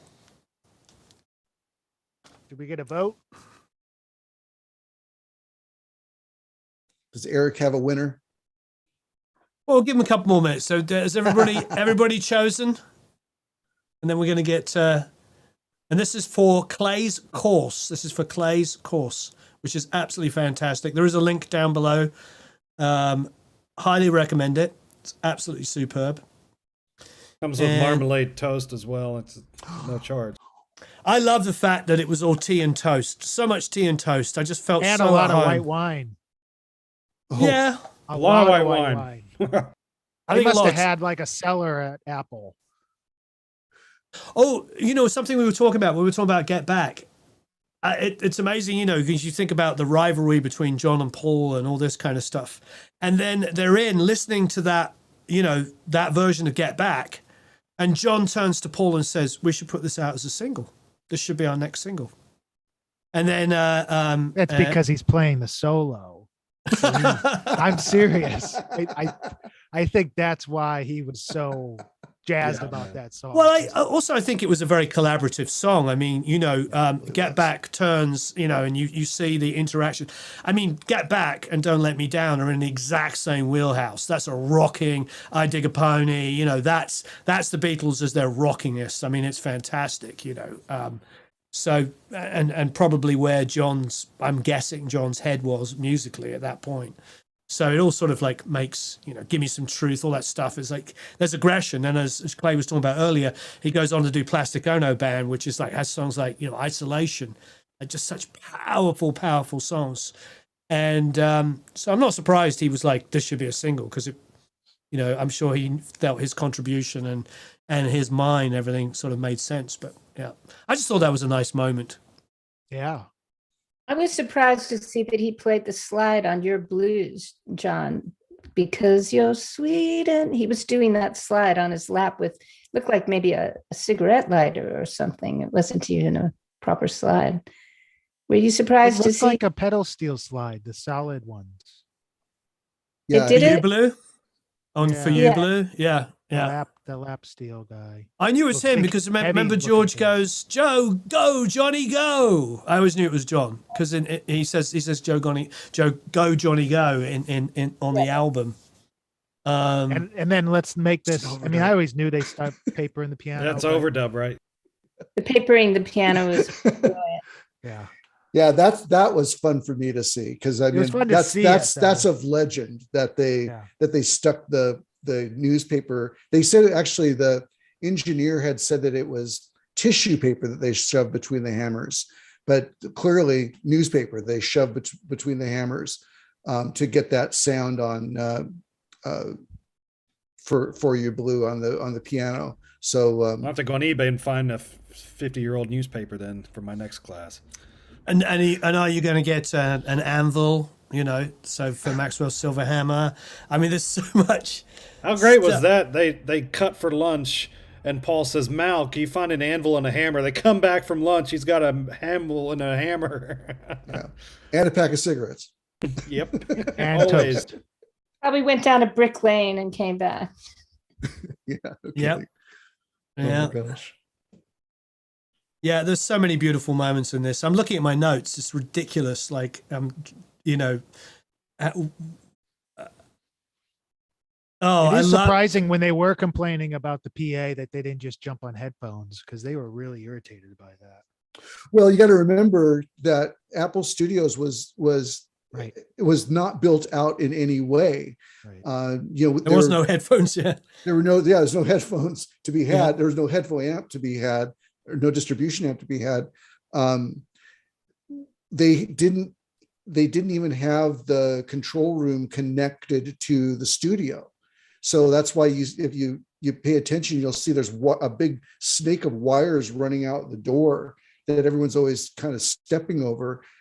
That's the cabling for all the microphones. It was run through an open door, which made it easy now when they're running that all the way up the stairwell to get to the roof. But still, the studio is not complete in any way. That's why they had to borrow gear and why there were those kind of monitoring issues. Yeah. This is going to sound really trite, but I'm watching it and then it just suddenly dawned on me. There's nobody walking around looking at their cell phone the whole time. Oh, it was just like... it was such a silly, trite thing to say, but I started thinking that if they did have that, would Yoko be on it? Because she's constantly reading articles and papers and news clippings and art and all this stuff. Would she be there just sitting, blasting through her cell phone? I mean, I wonder if any of them were. It was just refreshing to see it. I love that moment where Paul asked Peter Sutton, because Peter's very much like this. Is Peter Sutton here? So we're going to be recording on the Niagara. So he asks, he goes, Peter, can we have some Vincent Eckerek?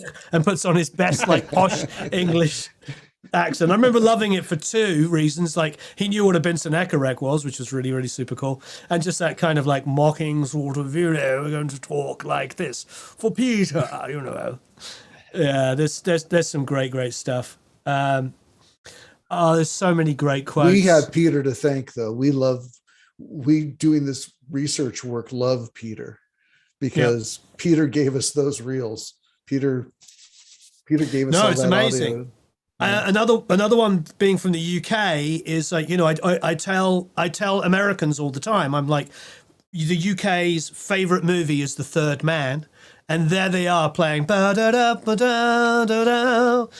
playing it. I mean, because we all grew up watching that movie and absolutely loving it. Did we lose Louise? Oh, I just realized she's gone. Yep. I think we lost her. Maybe it was connection or the good old batteries running out, which happens to the best of us. I can't believe my camera has run this long. It's shocking. Yeah, you might lose me in a minute. I got a little girl coming home. Oh, I hear you. Well, this has been absolutely fantastic. Who won, Eric? Luminous Brilliance with Don't Let Me Down. Ah, look at that. What a good choice of song. That's a good one there. That's But a what good version? one. The first one or the second one? That's true. See, now I got to go back and watch it again for the fourth time. It's going to be one of those things where I used to just have anthology on because I had the 8-hour DVD. So I used to just have it going on all the time. This is another one of those things where it's just going to be in the background. Well, my initial exposure to Let It Be, the Michael Lindsay Hogg thing, was when Home Box Office was first a network in the US in the late 70s. There she is. They had a month where Let It Be was one of their feature films. And so it played probably in the course of that month, probably played 70 times. Wow. And I would watch it multiple times a day.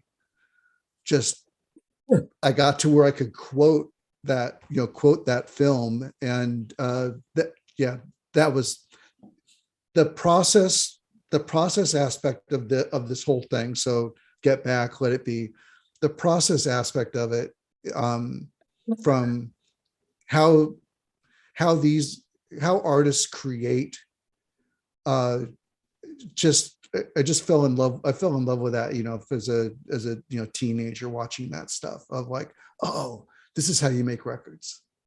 The one thing that I am happy that they toned down was George's damn wah pedal, because on the original movie and outtakes. And stuff, with the Leslie that he was using. Well, before the Leslie, when he had the wah pedal. Oh, okay. Yeah. And he was just constantly wahing everything and like talking with the wah going on in the back. It was just one of the reasons why I couldn't stand watching the movie, was because the audio, the guitar with the wah was so annoying, and they were able to just either bring it way down underneath everything and it wasn't so bad, but man, did he like that wah pedal. We'll talk to your friend, get us that plug-in so we can get rid of everything. I'm going to find that out. Everything that annoys us and bring up everything we love. Yeah. I'm going to email Steven and see if he knows what. I'm assuming he would know, because if he was a music editor on it. Probably only going to allow hobbits to use it though at this point. Probably. There's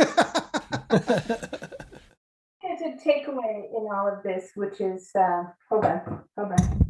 It would help if I had my mic. Welcome back, by the way. Welcome back. Yeah, I have a worker here. I think the takeaway, there's my dog, in all of this is the simplicity. We all have so many choices now. We all have all these plugins and ability to do things. But as a songwriter, the big takeaway for me is emotion and ideas. You need a song, and it's got to come from in here. And I think my dog is chiming in. Yeah. Your dog has a lot to say about the subject. I mean, there's so much stuff. I've got a lot to say. I'm listening to you. Oh no, I was just going to say there's so much stuff here from that Paul's playing that ends up, of course, being on Abbey Road. I mean, it's ridiculous. I mean, you remember the Carry That Weight played like twice the speed? Yeah. Boy, you're going to carry that weight a long time. It's like, it's crazy to say, saying Golden Slumbers. And when he's talking about Ringo, this is a song for you at one point about Carry That Weight, which is incredible. It's like, no, actually, one of my favorite songs on Abbey Road, Octopus's Garden, Ringo wrote, and my daughter, it's one I sing it to her before she goes to bed. It's just such a wonderful song, you know. Yeah, absolutely amazing. Yeah, I got this song here, and then he sings one line. He's like, I didn't write any more than that. It is interesting. I'm gonna have to say goodbye. Oh, sorry, Warren. No, it's I didn't okay. mean to. Louise, thank you ever so much. You rock. Thank you so much for having me. It was great to be with you all. We'll do it again soon. Yeah, we're going to view it all again. Take care, everybody. Thank you. Bye. Thanks so much. Thanks. Bye. Bye. I was going to say when the first time that Paul plays "Let It Be" is like such a huge moment in the movie, because they're all sort of like messing around, they're having fun. There's some great insights. You see a bit of business stuff. It's like, I think there's two things. There's a moment when they're talking about the live show. I remember early on, Paul saying, after he says that, let's do a show that we're not allowed to do. Then he admits, that he really misses Brian Epstein and what he brought to them. That they brought the kind of calming influence, which is really good. They admit a lack of discipline. And then he plays "She Came In Through the Bathroom Window," just for 1 second, which is absolutely amazing. And then Paul really wants to do the show. He really wants a purpose. He wants to do it, but George does not want to do the show at all at that point. But then there's this sort of feeling of chaos and haphazardness, but fun and everything. But then when Paul sits down and plays "Let It Be," it's just like, wow. I mean, like, all my hair stood on end. And he just sits there and he plays that song, and you're just like, and everything sort of calms. And there's a sort of a level of sophistication that Paul McCartney has, just a freaking highest level of songwriting. And you just play that song, and you could feel like you could hear a pin drop. You just knew that everybody's like, I know we were talking earlier about like, were they accepting of the brilliance of Long and Winding Road and Let It Be? I think they were. I really do. I really felt at that moment that everybody was like, oh, okay. This is serious. This is an absolutely amazing song. Under pressure, too. Yep. Which is why they were all moody, because they were forcing to be something they didn't want to do. But again, out came perfection. Well, everyone needs a deadline. They gave themselves a pretty ridiculous one, but kept moving. I'm recalling one scene with Ringo saying, talking about what movie they had, and he was talking to Michael Lindsay Hogg in the background, and McCartney's playing, and Ringo says, "I could watch him play piano for an hour." Wow. I think he's just great. So, I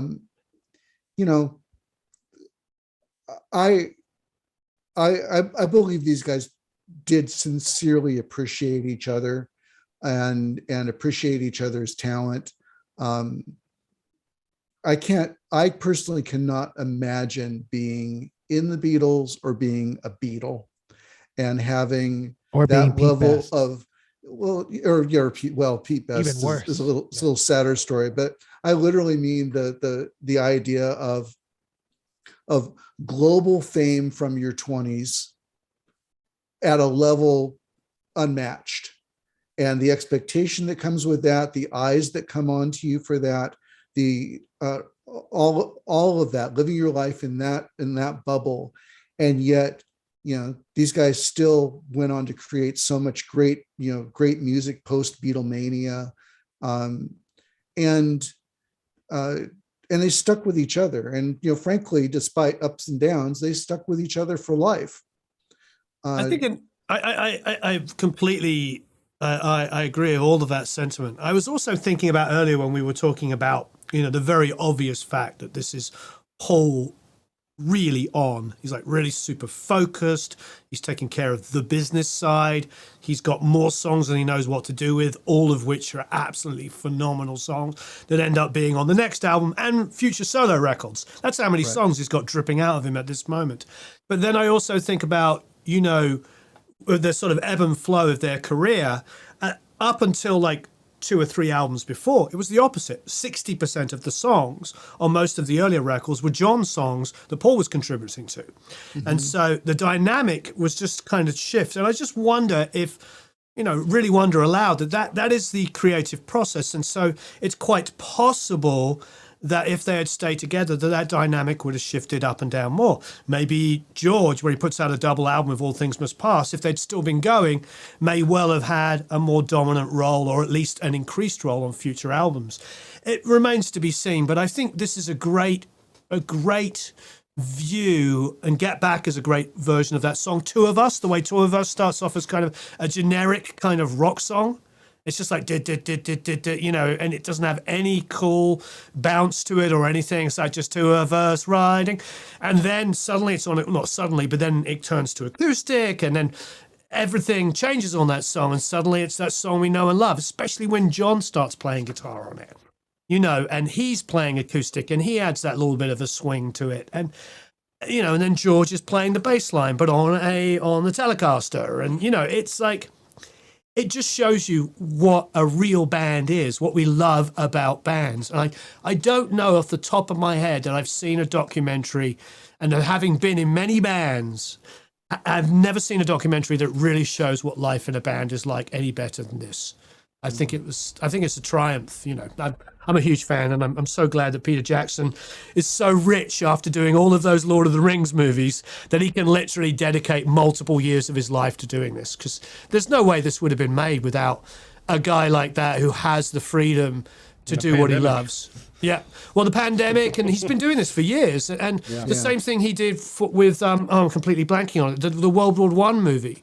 I mean, he did the same thing. He went back and spent years. They shall not grow old. They shall not grow old. Yeah. Yeah, and that was amazing. He, you know, God bless him. I mean, you know, God bless him for being so successful with those Lord of the Rings movies that he can do this, because this kind of stuff doesn't exist in you know, with the World War I movie and now with the Beatles movie, and yeah, I hope he gets some kind of an Oscar nod, because, you know, he deserves it. He really does. No argument here. Definitely. Any last thoughts from Jerry? I'll start with you on my top left. Any last things you want to sort of add? No, I think we covered it all. Thanks for the opportunity to talk about it so freshly off of it, and for everyone that out there in the internet land that joined us to hear it. So hope you learned something. I always learn something talking to smart people. So. Yeah, I'm luckily I'm surrounded by 3-4 when you know, smart people to help me out. Marc. No, thank you so much. It was a great time talking, and really glad it's over. Yeah. This, by the way, everybody watching, this was actually Marc's idea. Marc said, because we saw each other at the Village a couple of weeks ago before the movies parts were coming up, and we were talking about Let It Be, and then we were talking about, you know, how it's like a personal favorite record, even though it's not their most famous or maybe even their best record. It doesn't matter. It's just a favorite record of his and mine, and both loving Don't Let Me Down and everything. And then he's like, yeah, we should do a talk about it, like the day after the last episode. So it was originally going to be on Sunday, but my wife and family would have killed me if I took the only day off I have and did it. So I thank you ever so much for coming up with the idea, and thanks for being here to do it. And Clay, thank you. Of course. That was, you know, I will say this. Let It Be, for whatever reason, has never been one of my favorites, just because of how I got the records when I grew up. I chronologically remember which records I heard first. And, you know, when I was a little kid, I started with Past Masters, which has some singles from Let It Be on it. And I love those singles, but the album itself, I remember when I heard, you know, I was always so impressed with the production on those Beatle records as a little boy, and be like, wow, how'd they get that sound or this sound? And so when Let It Be, it seemed a little bit more straightforward to me and not as interesting. But now, after doing the class and especially after the movie and just kind of really diving into it, it's become one of my favorite records because it's just so interesting. If you take a band like the Stones and you say, well, after Satanic Majesties, after they kind of got out of their psychedelic phase, they kind of leveled off onto what the Stones would be for up till present day. They had a sound that was consistent record to record. And I think that this Abbey Road Let It Be, Let It Be was, and even the White Album for that matter, is where the Beatles ended up and where they probably would have stayed in a sense, I think, as a band. And I just appreciate that so much more these days. And, I agree. It's pretty neat, man. I agree. Well, thank you all so much. I really, really appreciate it. If you haven't already, please hit the like button, share, let everybody know. Check out Jerry's book, plural. He has 5 of them. There is a link underneath here where you can get all of them. You can get them from Amazon. And there's 5 spanning all the albums of the Beatles. And of course, please check out Clay's course, which is absolutely amazing. We had a lot of fun filming that over a few days at his studio, and you'll learn a lot about the recording of the Beatles with Clay. Marc, thank you as well for coming up with the idea and hanging out with us, and this was such a blast. Marc also has a course. You should check it out at ProMix Academy. Thanks, everyone. So long. Farewell. Auf Wiedersehen. Au revoir. Adios. Sayonara. Dos vidania. Goodbye. Tschüss. Thank you.